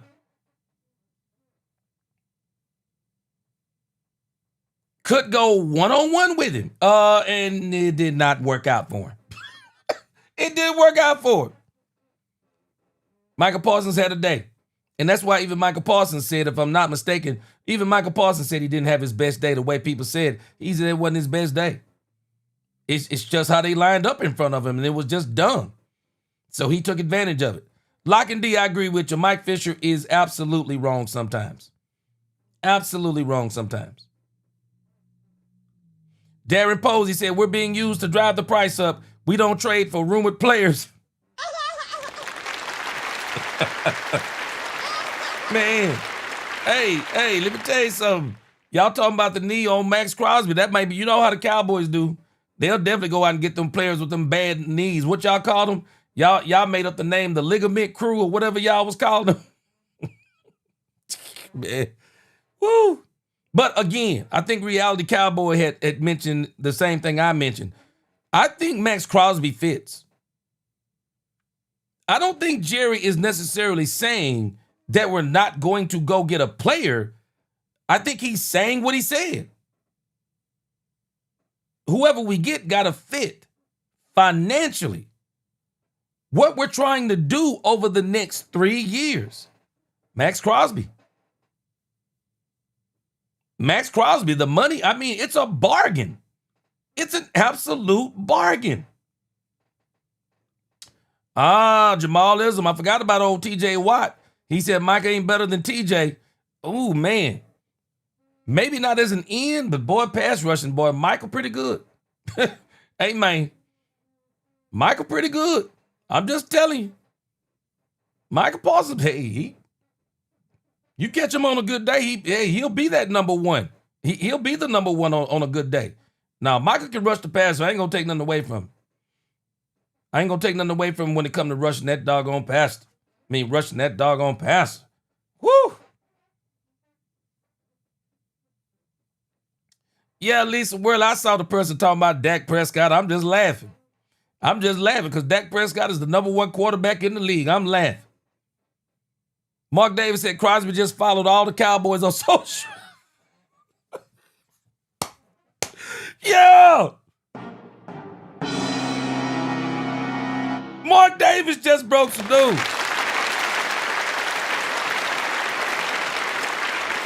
Mark Davis just broke some news.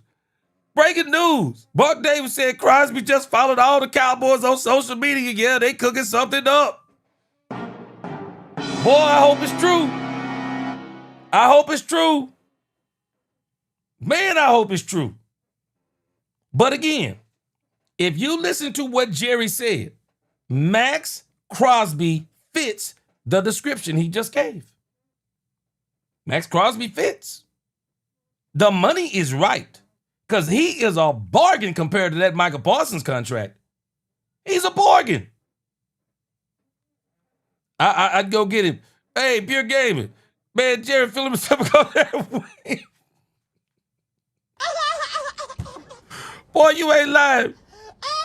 Pure Gaming. I bet you Jerry Jones stepped out of his vehicle in downtown Manhattan.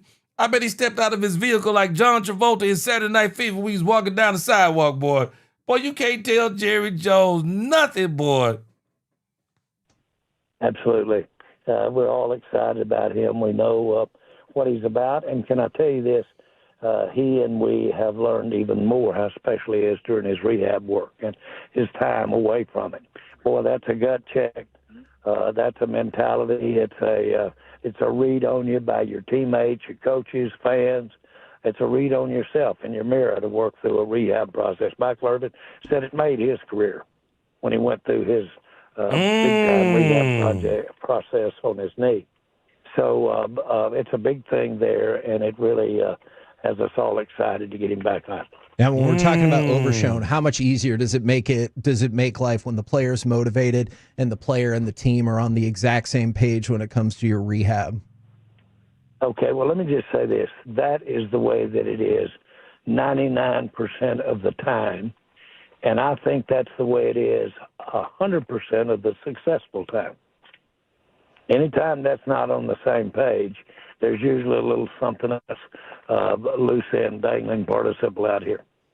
Well, we appreciate the time twice today, Yeah, and awesome. we will catch you again on Friday. How about this? I like it. I get a little rest and can come back again. All right. Well, we'll talk to you again in the one. No, I'm just kidding. See you later. Boy, you can't tell Jerry Jones nothing. Jerry Jones gave them 2 interviews today. We ain't listening to the second one. He told us everything we need to know in the first one. You know what? So let me put this up here again. Mark Davis, I appreciate the super chat. Mark Davis, appreciate that $5 super chat. Now, Mark Davis has reported that Maxx Crosby is following, he just followed all the Cowboys players. This is according to Mark Davis. You know what's strange? What if Trevon Diggs was going to the Raiders? What if he was going to the Raiders? What if that's the trade? What if he's going to the Raiders? Something is going on with this thing in Trevon Diggs because this dude might not play again this week. Now, it sounds like y'all said that it may be some injury situation with Maxx Crosby. I didn't know that. But I don't know. I can tell you this. I said it the other day, man. Jerry Jones is the type. Jerry Jones will not sometimes talk about you as bad as the owner or GM talked about Justin Fields for the New York Jets. Boy, this dude for the New York Jets, boy, this dude talks so bad about Justin Fields. It is embarrassing. Man, I'm Justin Fields. Man, I'm sorry, bro. Pay me my money and let me get up out of here. But Jerry would do some of this backhanded stuff. Jerry would do a lot of backhanded stuff. And Jerry, the stuff he was saying about Diggs is not the kind of stuff you say about a star cornerback. If he doesn't play, I'm good. The way we played last week, we can play without him. I'm like, and then he talks about his availability.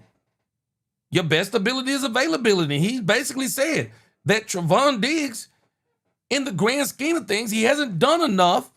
He hasn't been on the field enough for us to even trust him. Boy, that's serious. That's some serious stuff there. But again, I believe something is brewing. I believe something is brewing. And I'm not buying Jerry saying that, I'm just not buying, Jerry, it's almost like he's trying to imply that, oh, no, we're not going to do anything. No, it sounds like you're doing something. That's what it sounds like to me. It sounds like you're doing something. So, again, you know what? I'm going to use some common sense when it comes to this front office. Man, come on. They can't be dumb. Dak Prescott is playing too doggone good. He's playing too doggone good. If the plan was to wait till next year, the plan can't be to wait till next year any longer. It can't be. It's just common sense. Dak Prescott is playing out of his mind. And as much as I am uber confident the Cowboys are going to sign Pickens, there is a universe where they don't sign George Pickens. I don't want to be in that universe. I don't want to be in that world, that timeline, because having a second top wide receiver changed the whole team. They need to do something in case they don't sign George Pickens.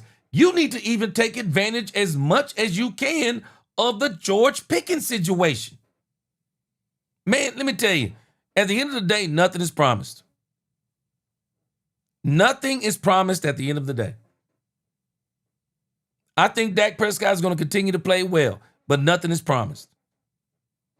If you can do something now to make a move like that, if you can do it with that type of money, do it. Do it. Now, again, I see somebody named Ricky. Now, his name is Ricky Scoops.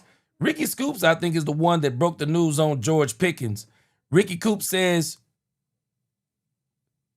sorry, Cowboys fans. This is Ricky Scoops. He says, sorry, Cowboys fans. I've been told that the Raiders won't be trading Maxx Crosby before the deadline. Now, I'm going to tell you all that means to me. All that means to me is the same thing I said about Breece Hall. Man, everybody got a price. Everybody got a price. If somebody came to the Raiders with the right price, I guarantee you they would trade Maxx Crosby. If the Cowboys offered them 2 first-rounders for Maxx Crosby, it wouldn't even be no more discussion. It wouldn't even be a discussion. So we're going to see how all of this works out. But again, I just wanted to report it on both sides of the aisle. And again, I wish that would have been some of the discussion as it pertains to Jerry Jones. I wish it would have been some of the discussion with Maxx Crosby, but obviously that news didn't break by the time they talked to Jerry. All right, let's listen to some of this thing with Darren Woodson. I think there's only a couple of questions I want to listen to. I want to put the link to this down in the description if you hadn't seen it. Man, this is some good stuff. Man, Darren Woodson is always, he's always spitting some football stuff that just make you go, okay, I see. He spits some great football stuff. So let's check out Darren Woodson. And I think the two issues that I wanted to let you hear him talk about, One of them was Micah Parsons. And I thought it was very interesting and very powerful what he said about Micah Parsons and also what he said about the Cowboys game last week. Some of the same things we've already said, but I just like to hear guys like him say it after we've said it. Let's check him out.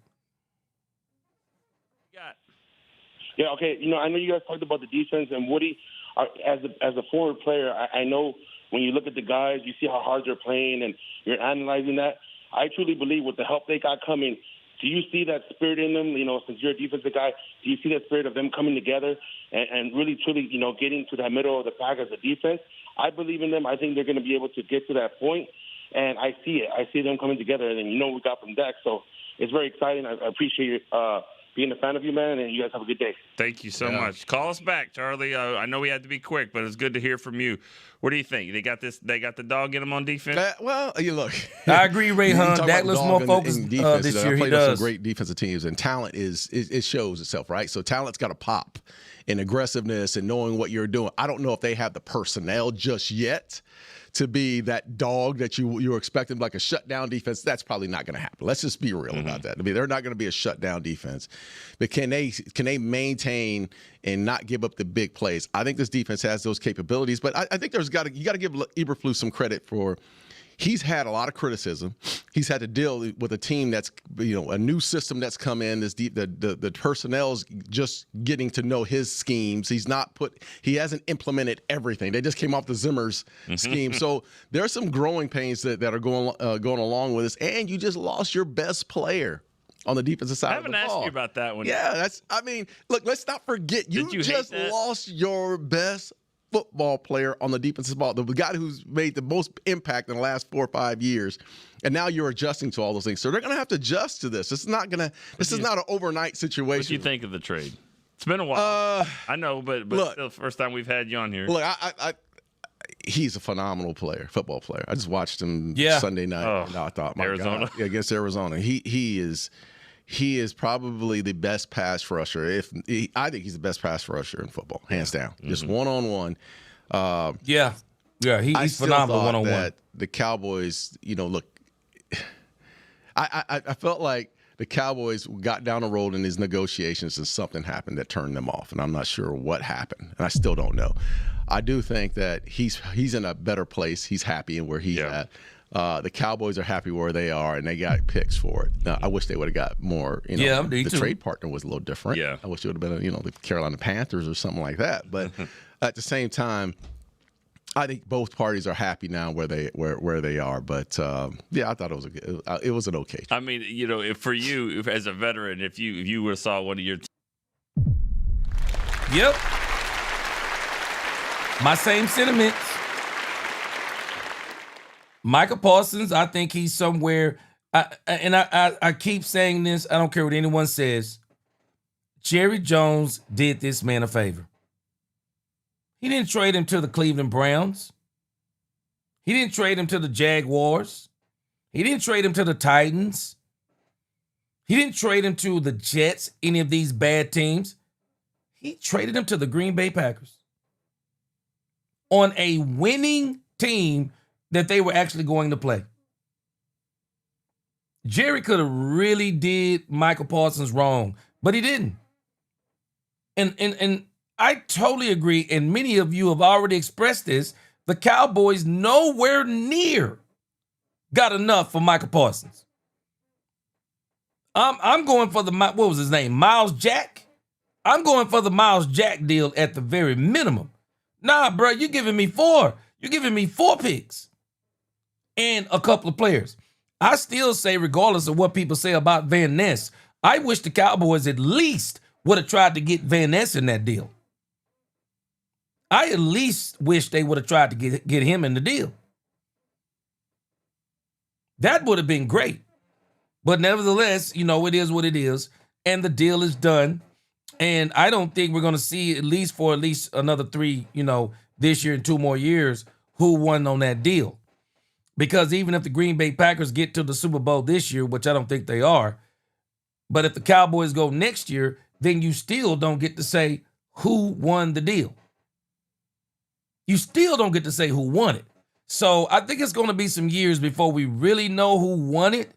But right now, I give advantage Cowboys at this point because when I look at how we looked against Green Bay, when I look at the fact we got Kenny Clark, we got the draft picks, we signed Ty Smith, we extended Deron Bland, and if we go and get somebody at this trade deadline and also extend Aubrey and extend Pickens, and then we start really balling out of control, shoot, man, that's, woo. It'll be their move next. Because I'm telling you, the Cowboys have a championship defense. Championship defense.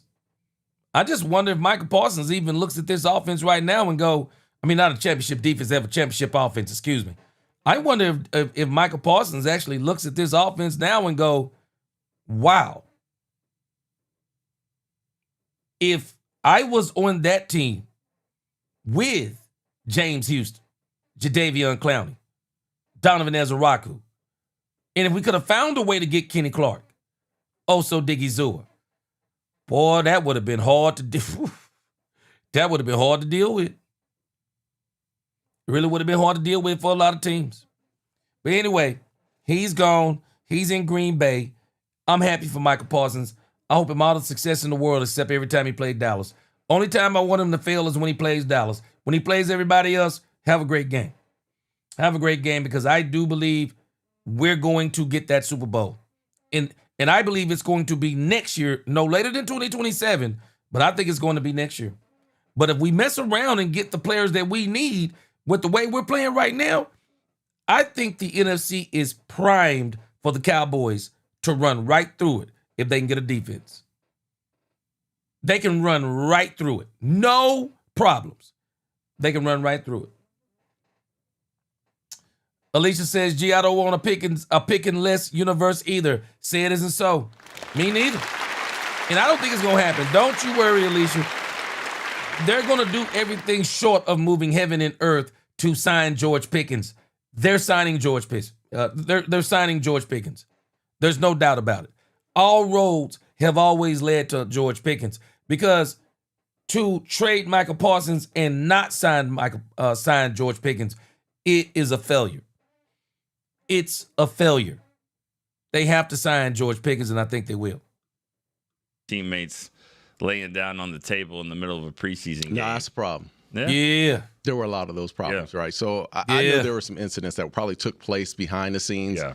And I won't even get into those. I won't even get into those because that's a locker room deal, and you got to handle that. But if the character is not there and you don't like that character, then yeah, I mean, then it's time to go. Yeah. All right. See, that's where I am. Character matters, man. Character matters. I don't care how great of a player you are. Character matters. And if your character don't fit my team, my culture, man, I'm going to go out and try to get what I can for you. But you out of here as far as I go. You're out of here as far as I go. I agree with Darren Woodson 100%. All right, well, we're going to take a quick break here real quick. All right, this is this next one. Back to Cowboys. 6 years or more. And then Charles Haley was like, hello, 5 years. Right. Right. You know what? Okay, 5 years or more. I think they should make a Ring of Honor exemption for what? Oh, that Emily and yes. She's two members of Cowboys royalty today. Three. Let's throw someone who's jumping around. But Nick, I just wondered behind the scenes, on a personal level, how do you think he's been coping with the challenges this year? And Woody, from a player's point of view, how hard is it when there's such a disparity between what the offense... Yeah, this is the next one, then we're going to move on. But these are the two issues I wanted you to hear Darren Woodson address. I thought the Michael Parsons thing was dead on. I absolutely loved it. But now he's going to talk about this game this past week, which I said some of the same things. And defense are able to do. How hard is it to kind of keep that squad unity and togetherness? Yeah. All right. Thank you for the call, Mike. Good That was stuff. great. That was a great question. Have you had that, right? Oh yeah. Me absolutely. too, David. When the defense has played well and the offense hasn't, and vice versa, you have to stay connected within the locker room.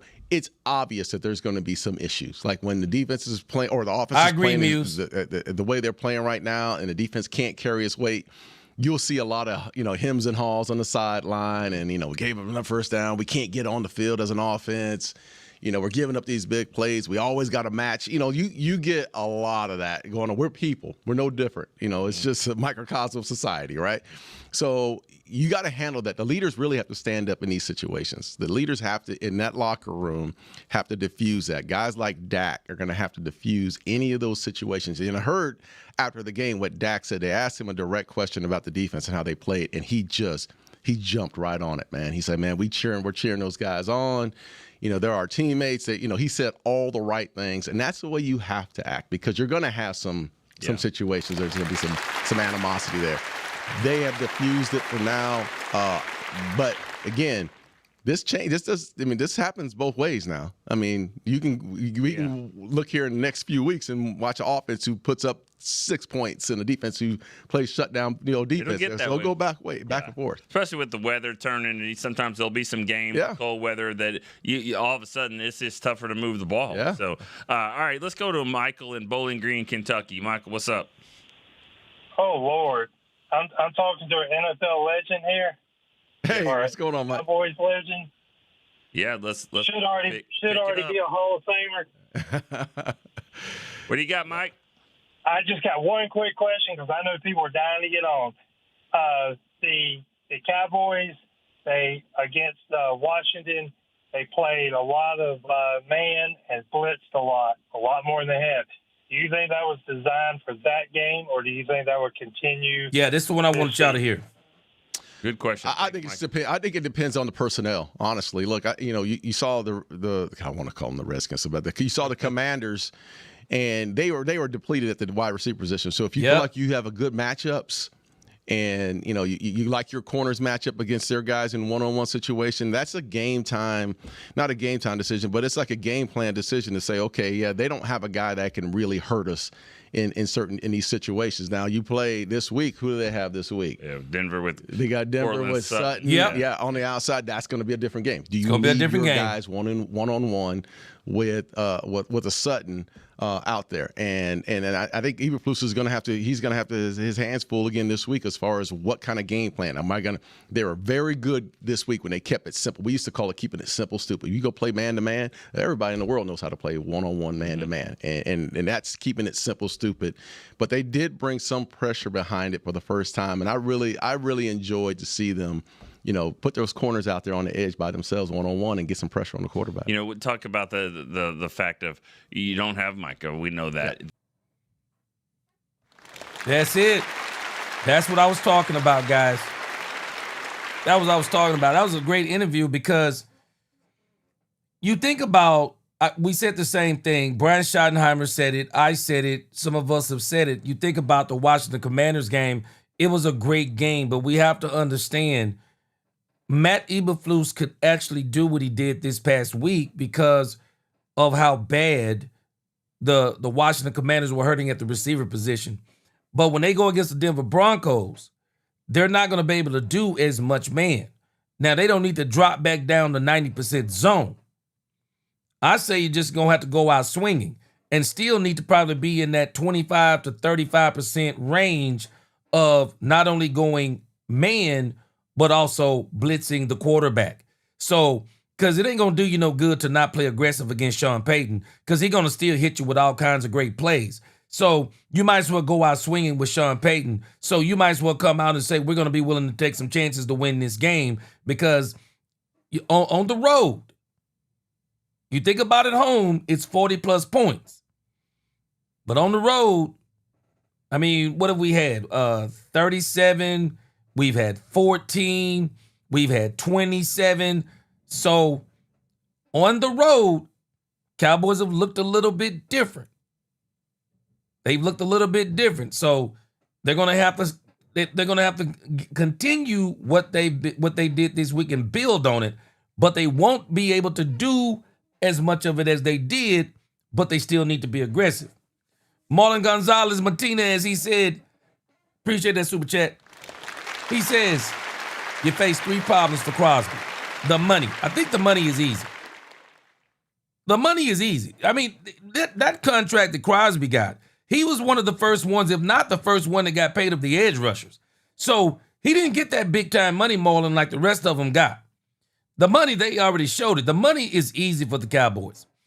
Now, the DC won't be a problem. I think Matt Eberflus will love to have Maxx Crosby.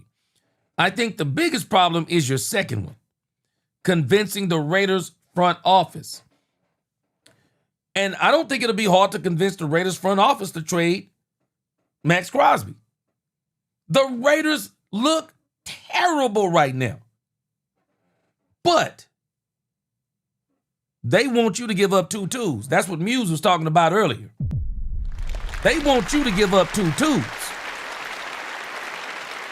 That's what they want you to give up. They want you to give up 2 twos. I guarantee you, Cowboys pick up the phone and tell the Raiders, hey, Mark Davis, we gonna give you 2 twos for Maxx Crosby. Where we sign it? I bet you they would do that tonight. 2 number 1s for Maxx Crosby? Shoot. I know what they're telling us. This is what people do whenever the Cowboys' names come up. They try to build the value of something. Hey, the Cowboys are interested. Build up the value. That way, if the Cowboys want to come with 1 number 1, somebody comes in and says, okay, we'll give you a 1 and a 3.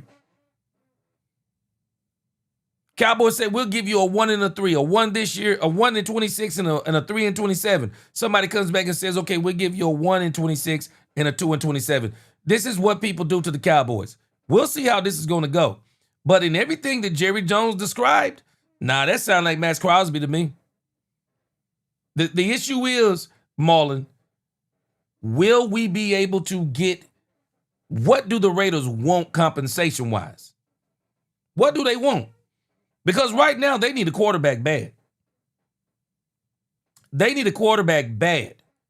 And getting another number 1 draft pick would enable them to get their quarterback and still have a first-round draft pick to also play around with either at receiver or on defense. So, yeah, I see what they're doing.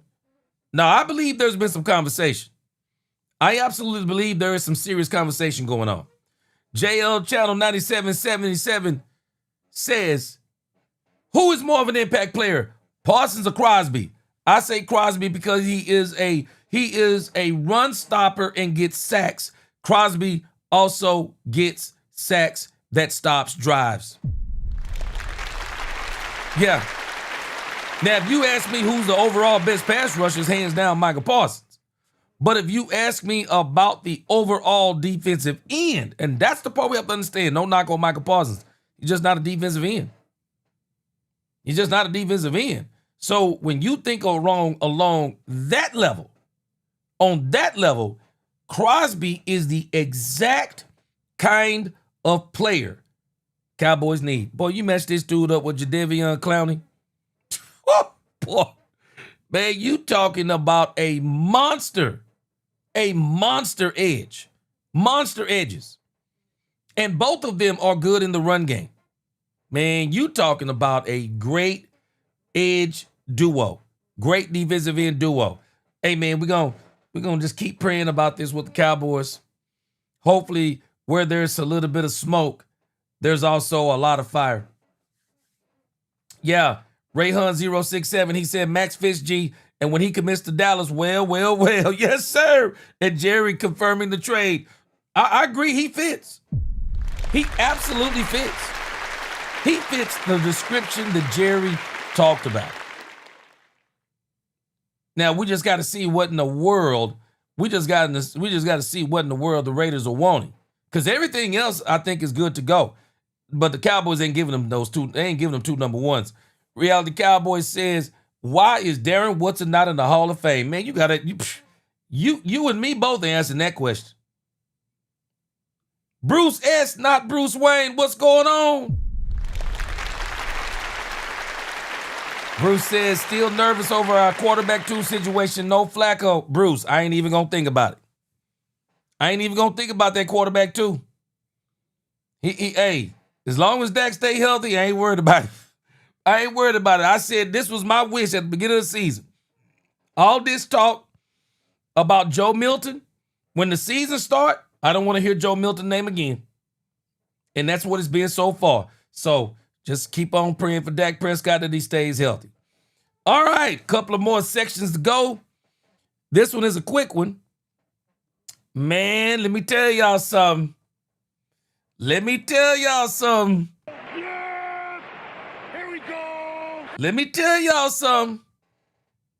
I'm not mad that Greenlaw not playing. I'm going to tell you now, I'm not mad Greenlaw not playing. Now, we'll see if they reverse this. But I tell you this. I watched the video about this thing with Greenlaw. Man, this thing with Greenlaw looks kind of... Man, this thing with Greenlaw looks suspect. This referee, and I don't know if the video is on here, but this referee, and they're probably not going to show it because I don't think they want to do anything to try to embarrass the referees, but I don't know if you've seen the video that's going around. But this referee pushed one of the Denver Broncos players. And that's how this thing really got going. Let's go over here and read this thing over here on denverbroncos.com. So I know they're not going to disparage the referees. Let me see here. Let's go over here on denverbroncos.com. They're talking about it over here on Sports Illustrated. Let's see here. Says here, Dre Greenlaw suspended after Broncos debut for shocking reason. Says here, not too long after taking on his first game in the Denver Broncos uniform following a 6-week injury absence, it looks like linebacker Dre Greenlaw will be stuck on the sidelines once again for next week, this time for a 1-game suspension. According to ESPN's Adam Schefter, the NFL has suspended Greenlaw for 1 game for unsportsmanlike conduct that transpired after their Week 7 game versus the New York Giants. Per Schefter, Greenlaw chased and verbally threatened referee Brad. I'm sorry, man. I don't mean to laugh. Doggone it, man. You chased down the referee. You chased down Brad Allen. Following the conclusion of the Broncos game versus the Giants, the events occurred following Denver's last-second kick that took them over New York for a win 33-32. Again, I can't say I'm mad at all of this because I was glad the New York Giants got beat. I was mad. Because I'm telling you, man, we've had stuff work against us. Man, cry me a river, bro. I ain't feeling sorry for nobody when the ball don't bounce their way. Amen? I'm not crying for nobody. But this is what happened. Let's see here. And I'm going to see in the comments if anybody... Okay, so somebody has in the comments what actually happened. So let's look at the play. Let's look at what happened. Turn the sound down so we don't get copyrighted by the NFL. All right, so let's watch what happened. So look what happened. So in fast motion, you can't see it. So watch this.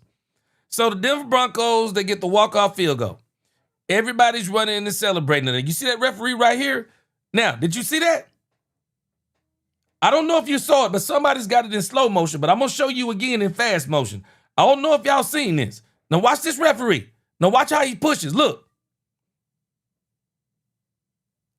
Now, he's kind of caught up in the crowd, right? He's caught up in the crowd. And I guess he's saying, get off me. Let's look at it again. They're running towards the ref. He's trying to get out of there, and he pushes, and it looks like he actually pushes 40. But 57... 57, calm down, man. 57 about that life, boy. 57 ready to lose his entire NFL career. Calm down, 57. Calm down, 57. Okay. Now let's look at this and see if they got this in slow motion. Now, this is that referee right here. I saw this last night. Now watch this referee. Look, when 40 goes by, He shoves him.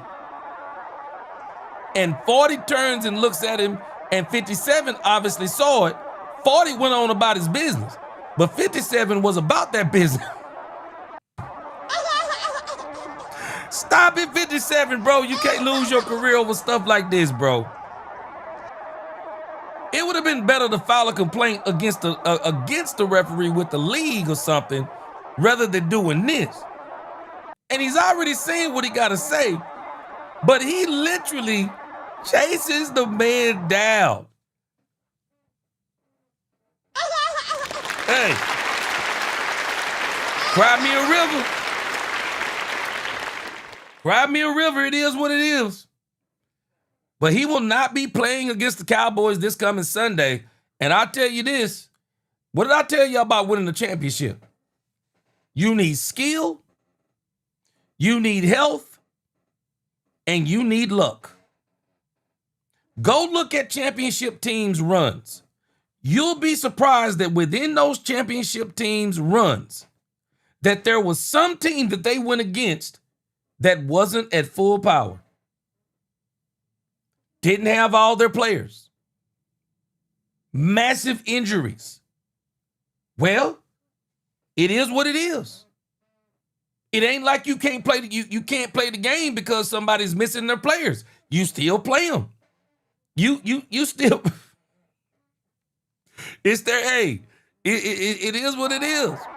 And so he won't be playing this Sunday against Cowboys. Sure, I ain't mad. As Respucia said in Norbit, hey, I ain't mad. But hey, man, Greenlaw got to show better control than that, man. He got to show better control. Yeah, I know the ref. I know the ref, probably didn't, I don't know if it was as rough, but hey, man, this dude was out there threatening this referee's life. Man, calm down, bro. Calm down. Nevertheless, that is a very great player that will not be playing against the Dallas Cowboys. I'm not sad about it. We don't have DeMarion Overshown. We don't have Josh Butler. We haven't had many of our players over the last few weeks.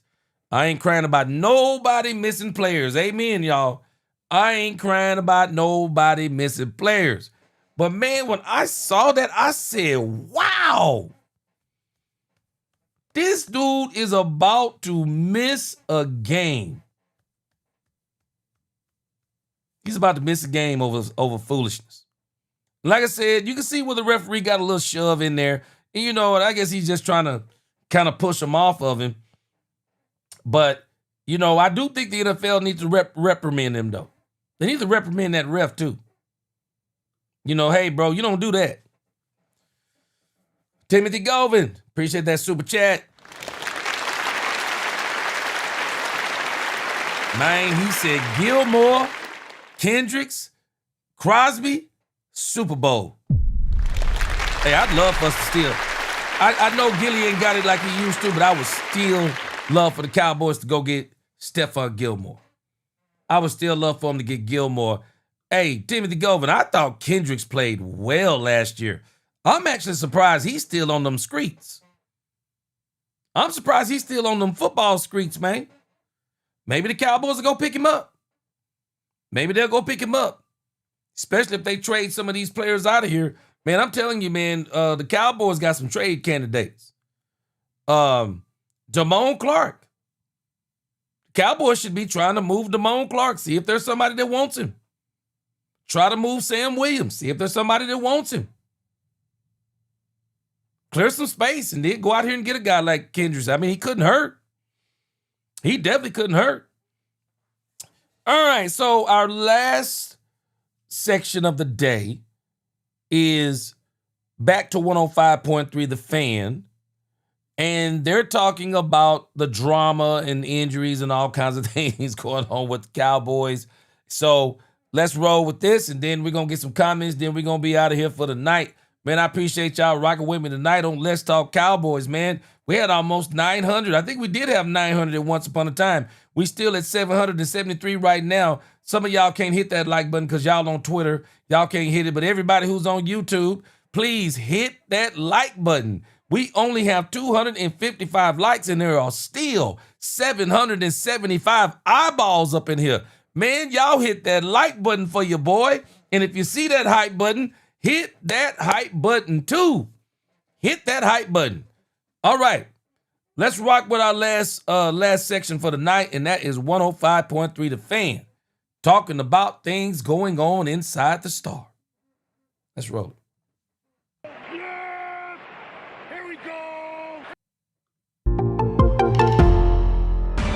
From news and notes to the coaches and players for America's team, let us go inside the Star on 105.3 The Fan. Good morning, Metroplex. Inside the Star here on your official home of the Cowboys with Sean Treef, RJ Choppy, and insider Bobby Belt. Thanks for being a Toto. That stands for Turn It On, Leave It On. The man tweeted it yesterday. Stephen Jones then went on the KNC Masterpiece and was asked if the practice window is officially opened for DeMarvion Overshown. Yes, he is so fired up, and yes, we'll be opening that window with him, and he'll start to work back in, and I know he's fired up. I know our training staff's fired up. He's been itching at the bit to get back, but we wanted to make sure, after coming off 2 injuries, unfortunately, that he was 100% ready to go. But he's got to get, he's going to have that ramp-up period where he gets in football shape. Hadn't been in, didn't get any work in the off-season or training camp, so obviously there's work to do there. But, it'll probably take the full allotted 3 weeks for him to get prepared. But hopefully after that bye, he'll be ready to play football. Hopefully after the bye. All right, let me read this next super chat. Marlon, I appreciate you, man. All right, I see what you're saying. Okay, so the money you're talking about is not the Crosby money because that money is cheap. So you're talking about how do we keep Crosby with Pickens. Now, I can already tell you how this is going to go. Dak Prescott is going to kick money in. They're going to kick Dak Prescott's some more Dak Prescott's money into the void years. They're going to kick CeeDee Lamb's money into the void years. They're going to kick Deron Bland's money into the void years, and they'll probably kick Tyron Smith's money into the void years. This stuff is already built into the contracts. All they have to do is push the button. They'll move money further down the road, which will open up a ton of money, and that's where they're going to sign George Pickens. That's what they're going to sign George Pickens, and it'll be no problem. Aubrey's money is not even going to be, to make Aubrey the highest paid kicker isn't like you're going to be paying him $20 million a year. So Aubrey's money will be easy. I wish the Cowboys would get the Aubrey money out of the way too, but they all have the same agency. They all have the Athletes First agency, so we'll probably be waiting till the end of the season on all this money. But I wish they could go ahead and get Brandon Aubrey out of the way and throw some money at George Pickens and see if he'll take it.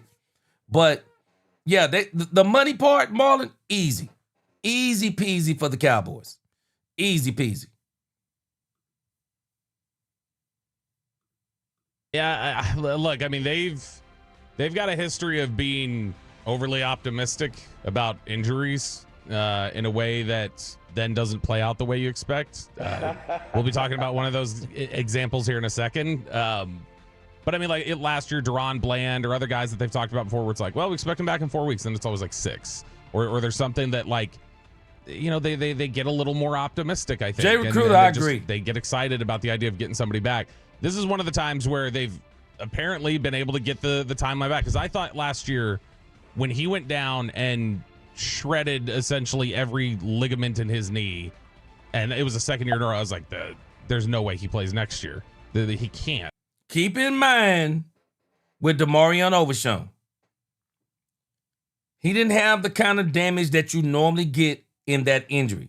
But number two, let's understand, DeMarvion Overshown's injury was a freak injury. He got rolled up on. That's what happened to DeMarvion Overshown. He got rolled up on in one of them piles, and that's kind of how he got everything tore. But from everything I've heard, clean tear, so he's good to go. And he's a very good he's a very good athlete. So I think Overshown's going to be okay. I mean, he's got about 3 to 4 more weeks.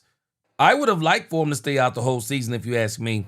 But it is what it is. He wants to play. And if he thinks his body is ready to go, then, hey, let's just keep our fingers crossed and pray for him. I can't see how he could come back that quickly.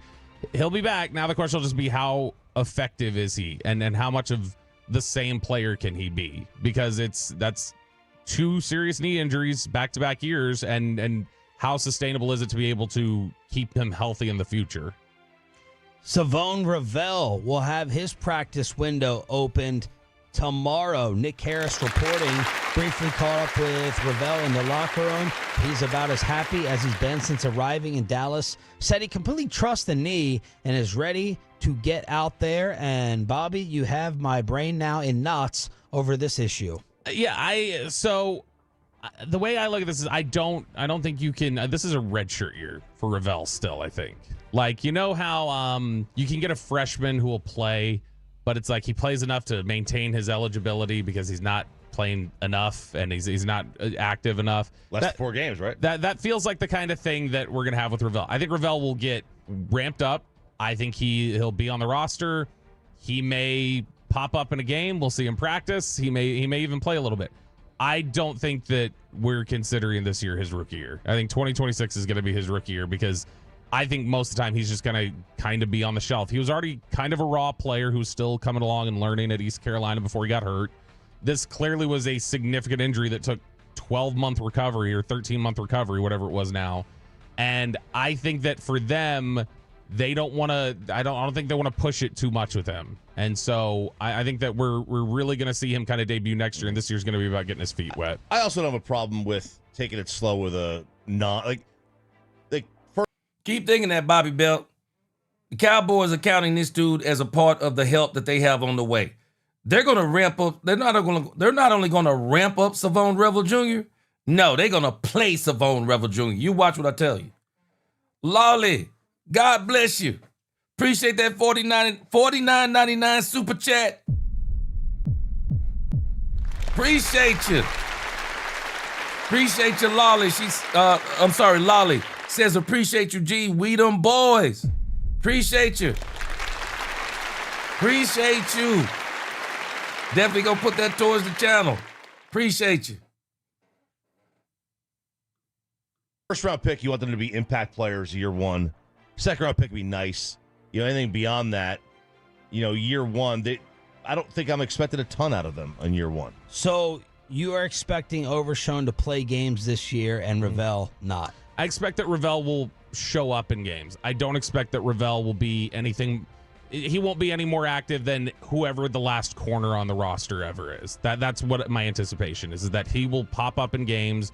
Maybe he'll be in there in some mop-up duty, but I think you're going to have fans all year going, well, why isn't Ravel starting? Why isn't Ravel just out there playing, 50% of the snaps and contributing to this level? I don't think that's the plan right now for his workload. Cooper Beebe also 21-day practice window 21. Opening up, and Jonathan Mingo with the knee will be activated. So Jerry Jones live at 8:30 this morning is probably going to be talking a lot about all the help and all the reinforcements as more and more Cowboy fans want a deal to be made for win now help.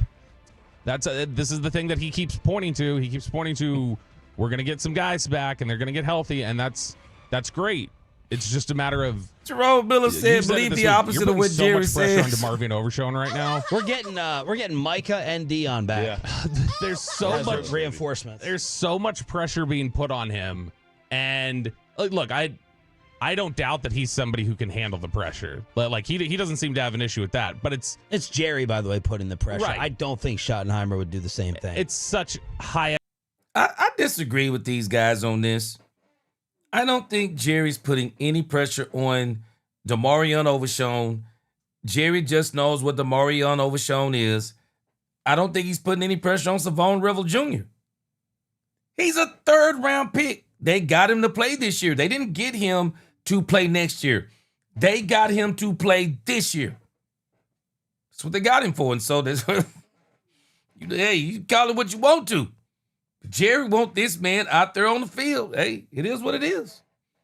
And I think he's going to be. I think they're going to see if he can be more of an impact than what these guys are talking about. They want Savon Revel Jr. He's Trevon Diggs' replacement. No doubt about it. For me, he's his replacement. And they're going to see if he can play on the outside, and they'll probably move DeRon Bland in the slot. And if Trevon Diggs makes it past the trade deadline and he gets back healthy, they'll have all three of them out there. No, they're gonna see what Savon Revel Jr. is. They'll ramp him up, but by those last 4 games, he's gonna be playing, man. Expectations. Here's the thing. So when you look at guys, the history of linebackers specifically who have ACL repairs in back-to-back years, there's 2 tracks that it can typically go. You've got the old Giants linebacker Clint Sintum, who he was drafted out of Virginia in 2009. So he had his rookie year, like Overshown, tore his ACL. Second year, tore his ACL. Same knee, I think. And then after that, third year, was on the shelf the entire year and then retired in 2012. Revel didn't tether same knee. He couldn't get himself right after that. They're 2 different that people. That doesn't seem to be Overshown's case because he's already getting his practice window activated after the second ACL. So the optimistic view of this would be what Thomas Davis did. So Thomas Davis had 3 straight ACL tears. He had that happen in 20, I think it was 12, 13, and 14, or 11, 12, and 13, whatever it was. But Thomas Davis tore his ACL 3 years in a row and then came back and was a Pro Bowler 3 times. And I think he was an All-Pro once and came back on the field and was able to contribute at a high level. That's what you have to hope for. That's the positive track that you hope Overshown's going to be on. So there's history for a linebacker doing this before, but it's going to take a lot of work. So is there like a I agree, Blaze. Is there a clock on this? I'll be honest. When I saw that when Jake DeGrom had his second Tommy John, all right, the second one's got a much less chance of success than the first one generally. There's a clock on it. Touche, Jay Recruiter. Jay Recruiter said Jerry didn't do Mike a favor. Green Bay was the only team that made a fair offer. Touche. It's only a matter of time before it kind of fails you. On a second ACL, is it kind of the same thing, or? No, I mean, I think we've heard of plenty of guys who have 2 ACL surgeries over the course of their career and then they hold. It's not just this back to back. It's not common to have it back to back. And when, like I said, the other example we have, Thomas Davis, he had it back to back and then he got it a third year. And so that's the only kind of history. Yes, sir, Muse. When it came to drafting Ravel, this was anticipated, the injury time being missed by many teams. Cowboys are like, oh, we got the special doctors and we got the special intel and the special information. If Ravel doesn't play this year, in the world of draft picks and years that you get with them and value all factored in, does that justify all these teams not taking him if he doesn't play year one? If I told you year one he's not getting on the field, what would you have said about taking him where they did? I would have been fine. It's a third round pick. So basically, if he's out for the entire year, if he's medically not able to go this entire year, then he would his contract would toll. He would basically be at the end of his contract run, the 3 years. Instead of being an unrestricted free agent, he'd be restricted. So they would have more control on his future if he does sit out. But no, he's somebody who he's worth the risk to me. And to be fair, he was supposed to be back. His initial surgery and his initial rehab, he was supposed to be back by late September. Yeah, that was exactly. He looked on track for that, and then August he had he had an issue. Setback. Yeah, he had the setback in August, and that extended things a little bit. But that may have been what teams were worried about, was that if you're trying to ramp him up and really push him, he's going to have a setback. I got some surprising pushback yesterday when I said that I was done with Trayvon Diggs after the concussion issue. By the way, Trayvon showing up to the facility yesterday, and they sent him back home. They're like, no, it's too early. Concussion protocol, man. You don't need to be here. Concussion. All right, got somebody talking. I'm gonna say talking chi. We don't use profanity on here, but it's talking chi. You can read the name up here. Welcome to the congregation. He said Maxx deserves better. He says Maxx deserves better than the ugly Raiders. Cowboys ain't a bad team. It would be good for all. Let's send him on over. Let's send him on over. I'm with you. I am absolutely with you. Protocol. I don't think he got pushback. I think he got vitriol. Vitriol. Oh, yeah. Maybe I got ratioed. I don't know. 349 likes and 102 responses for 46 retweets. I never knew what the ratio was. Yeah, I got you, Marlon. Some of the comments. You're not ratioed. You're fine. Okay. Reg, this is a dumb take. You have to take the salary cap ramifications into account. Reg, did you just read or did you listen to the video clip? Just hit play, dum-dum. It's right there for you. Overshown Lattimore FC. was crying, this man. This show seems to pop up with bad takes frequently. He's mad the defense is trash and wants to play man. Well, man looked pretty decent yesterday. Hating on Diggs for what? He wasn't even supposed to be playing, but he came back early with hard work. You tripping. Rico Jones. You weird for that? Haha. Very funny. Good callback. Great Lord idea. knows everybody has a price. Sake. Yes, sir. Obviously drinking some. Let's trade a corner. So instead of only needing another D lineman, linebacker, and safety, we need a cornerback as well. I haven't heard any drama from this. Just him frustrated because they keep getting cooked. It is amazing to me how you homers conveniently leave out that Trayvon just missed the game for what is probably going to be. And I said this yesterday. Maybe it's a justify slip and fall and something freakish and crazy happened at home and Trayvon releases the security footage from DFW Security.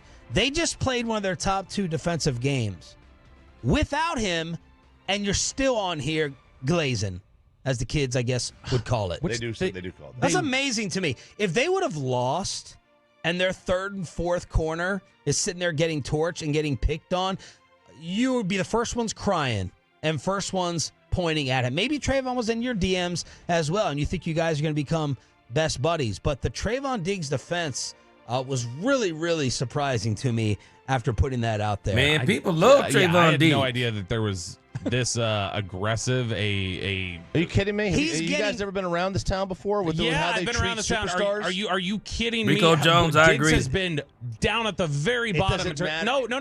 Hold on. It does. This is why Twitter is not real. No, Chop, these it are does not matter. real people. These are not bots. These are super fan, DC fan, foam finger guy. Yeah, they love it. They If love it's not real, it's not this city either. It's not that. That's what I'm saying. It's social media. They love the Trayvon city in Diggs, general man. is all about names. Always has been. It's been about names first. I bet I could find every one of these people saying to bench him this season at some point in their Twitter history. Trayvon is being he's being given Eternal more Dynasty. coaching Yeah, we've credit already right prefaced now it with by these we defenders. hoping, but we ain't gonna You've temper done our more defending than expectations. Trayvon has this year. He's being given more coaching credit than actually playing credit. They're attributing the increase in man coverage to Diggs was right all along. Trayvon's been trying to tell you, let him do what he do. Let him go out there and execute Lock it and deep. ball out and be that player. Okay. You did the same thing with Zeke. You did the same thing because you had his number 21 jersey and you went. This goes exactly to what Nisi said at the beginning. Why do people get mad when the Joneses say we love our guys, while at the same time, certain people, we love our guys? Same thing. People get mad when Jerry say that, but then a player, you start talking about Trayvon Diggs. And then people start defending Trayvon Diggs like Trayvon Diggs has been on the field killing it for the last 3 seasons when we all know doggone well that he hasn't been on the field killing it. They're right. To work and you did the feed me in the lunchroom. Easy right. And we kept telling you the explosiveness, the athleticism, the elusiveness is gone. Judge it with your eyes, not with your jersey in your closet, but we shall see. I hope I'm wrong. I hope for the rest of the year he is productive and he can be, not shut down, but a very good corner for them. And he has a pick 6 or 2 thrown in as well. But say what I said. I didn't know the Diggs lobby existed like this. To be 100% serious, that people have killed him even when he was an All-Pro around here. But I thought he used to get killed too much back in the day. Presently, he's kind of earned all of it. Yeah, he has. Hey, DGB Gaines. All I'm gonna say is We got the same announcement from the Cowboys. And the next thing we know, Michael Parsons was in Green Bay. We got the same thing. Now, I'm not saying it's going to be the same thing, but we heard the same thing. I even said myself there was no way they were going to pay. They were going to trade him, and they did. Mason Ace, what up? He said, what it do, G? One of my favorite creators. Oh, yeah, Max would be great. Yes, sir. Appreciate you, my brother. Hey, I'm telling us, we heard the same thing about Michael, and he was gone. But again, like, this is the subset of defenders on social media when it comes to the teams, and they're all the same. They all have the same kind. They have a logo in their bio or their avatar name, whatever you want to call it. It's always there. It's always been there, and it's about the names. If this was not Diggs, if it was just a run of the mill non-big name guy popped a couple years ago, you're not having near the same vitriol. Your boy Saki on September 14th tweeted, "Is Diggs ass now?" So like, I mean, there's plenty of like all these people have Twitter history where they're ripping Diggs. Yep. That was Inside the Star by 105.3 The Fan. Man, hey, we've had a great time today. Almost 3 hours of Cowboys content. Wednesday, we're going to talk a little bit about the Denver Broncos. And then Thursday, Friday, Saturday, we going to be all Dallas Cowboys versus the Denver Broncos. I'm just previewing. Hey, now I got a new storyline. Another storyline to add to the drama. And one of the things we love about football, it's the drama of football. I'm not talking about the stuff off the field. I'm talking about on the field, the storylines. The biggest storyline of this week for the Cowboys, Javonte Williams is going back to Denver. He going back to Denver like LL went back to Cali. And I'm telling you, this boy is going up in there knocking heads. You watch what I tell you. This may literally be the best game of the season for Javonte Williams. I promise us he going in there knocking heads. He knocking heads. It's going to be a great game. And now the Denver Broncos don't have Greenlaw? Sure. Boy. Y'all might not realize that that's a huge miss. That's going to be a huge miss with the way Javonte Williams is going to be running that rock. Man, we got 2 storylines and counting. We'll see what else we'll have coming up. Man, let me read some of these comments. Boy, y'all got me rolling in here on this Greenlaw situation. Boy, y'all got me running on this thing, boy.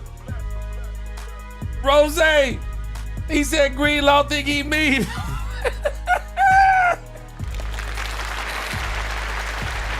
Rose said he think he mean. He said them refs be on some BS. Man, hey, boy, hey, Rose. Rose, man, that referee was out of line. But boy, that man Greenlaw even more out of line. Man, that man Greenlaw threatened that man's life over that, boy. Threatened that man's life over that. Boy, he had me rolling when I saw that second video. I said, man, this is crazy. I said, this is crazy, boy. But Greenlaw, man, he got to control himself. Rose said, keep your hands on yourself, ref. Lead time baby said, I don't blame the ref. Boy, that ref said, get off me. Shoot, Greenlaw, boy, that boy Greenlaw crazy, boy. Like a D said, Greenlaw shouldn't even be doing that. Now he's suspended. Man, man, Greenlaw. Hey, Jalen Carter spit on Dak Prescott. He didn't play in the game. Now we got one of the best defensive players for the Denver Broncos. He won't be playing. I'm telling you now, I ain't feeling sorry for him. I am not feeling sorry for him. We've been playing without all kinds of players. Shoot. Bernard said luck is the main ingredient. Bernard, people do not understand. If you go back and look at teams that have won the Super Bowl, won NBA championships, won World Series, go back and look at some of the teams that they played and some of the players they were missing. Shoot. I still believe Draymond, is his name Draymond Green for the Golden State Warriors?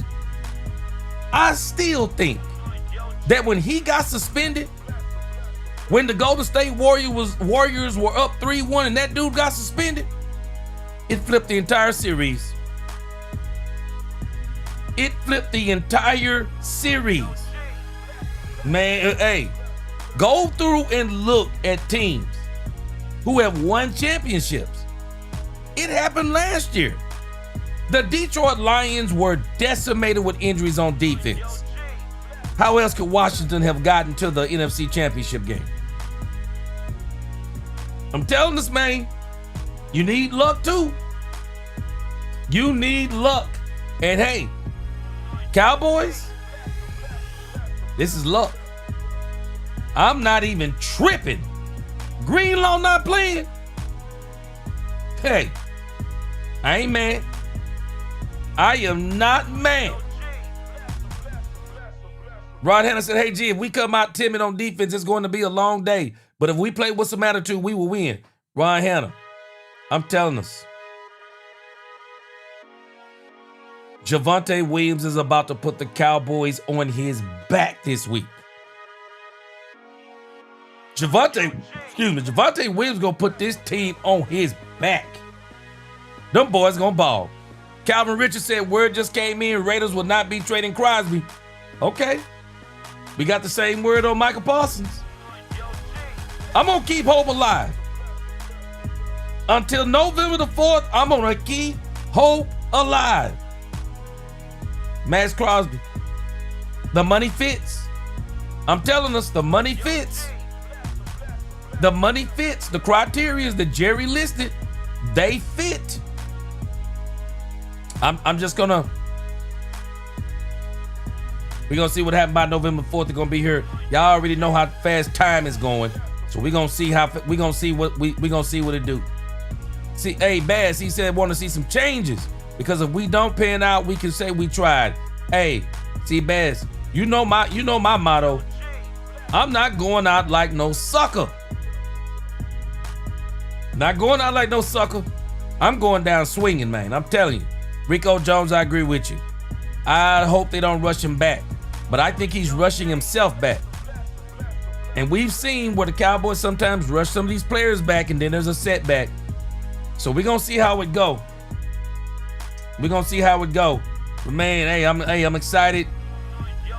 Cowboys got another great game. Cowboys win this game. I believe they will get the game against the Arizona Cardinals at home because they're scoring 40+ points at home. I don't think the Arizona Cardinals will have enough to deal with the Dallas Cowboys. They are just too much. Not to mention Clayton Adams will be going back home, and I believe he's going to have something to say about beating the brakes off of the Arizona Cardinals. Man, it's going to be this game right here, man. If we go into the bye week 5-3-1. Rose, he said Bobby Belt is always loud and wrong. Rose, I did not realize how many people that did not like this man. Hey, Rod, you already know where I am. I don't believe they low-key haters. I think they straight up haters. Poobie D, I 100% agree. Shoot. The Cowboys want Revel to be a starting cornerback, and they want to start him this year. They want to start him this year, and I think he will start this year. I do. I think he'll start this year, no doubt about it. Yeah, I don't know what he talking about. I don't know what he talking about. Tell me this is gonna be a rich man. Shoot, ain't gonna be no red shirt year. All right, guys, man, I appreciate y'all rocking with me. 3 hours of Cowboys content, and guess what? We gonna do it all over again tomorrow. I appreciate y'all. Best chat on YouTube. Until the next time, DC Forel. God bless. Let's talk Cowboys when we talk facts. Peace.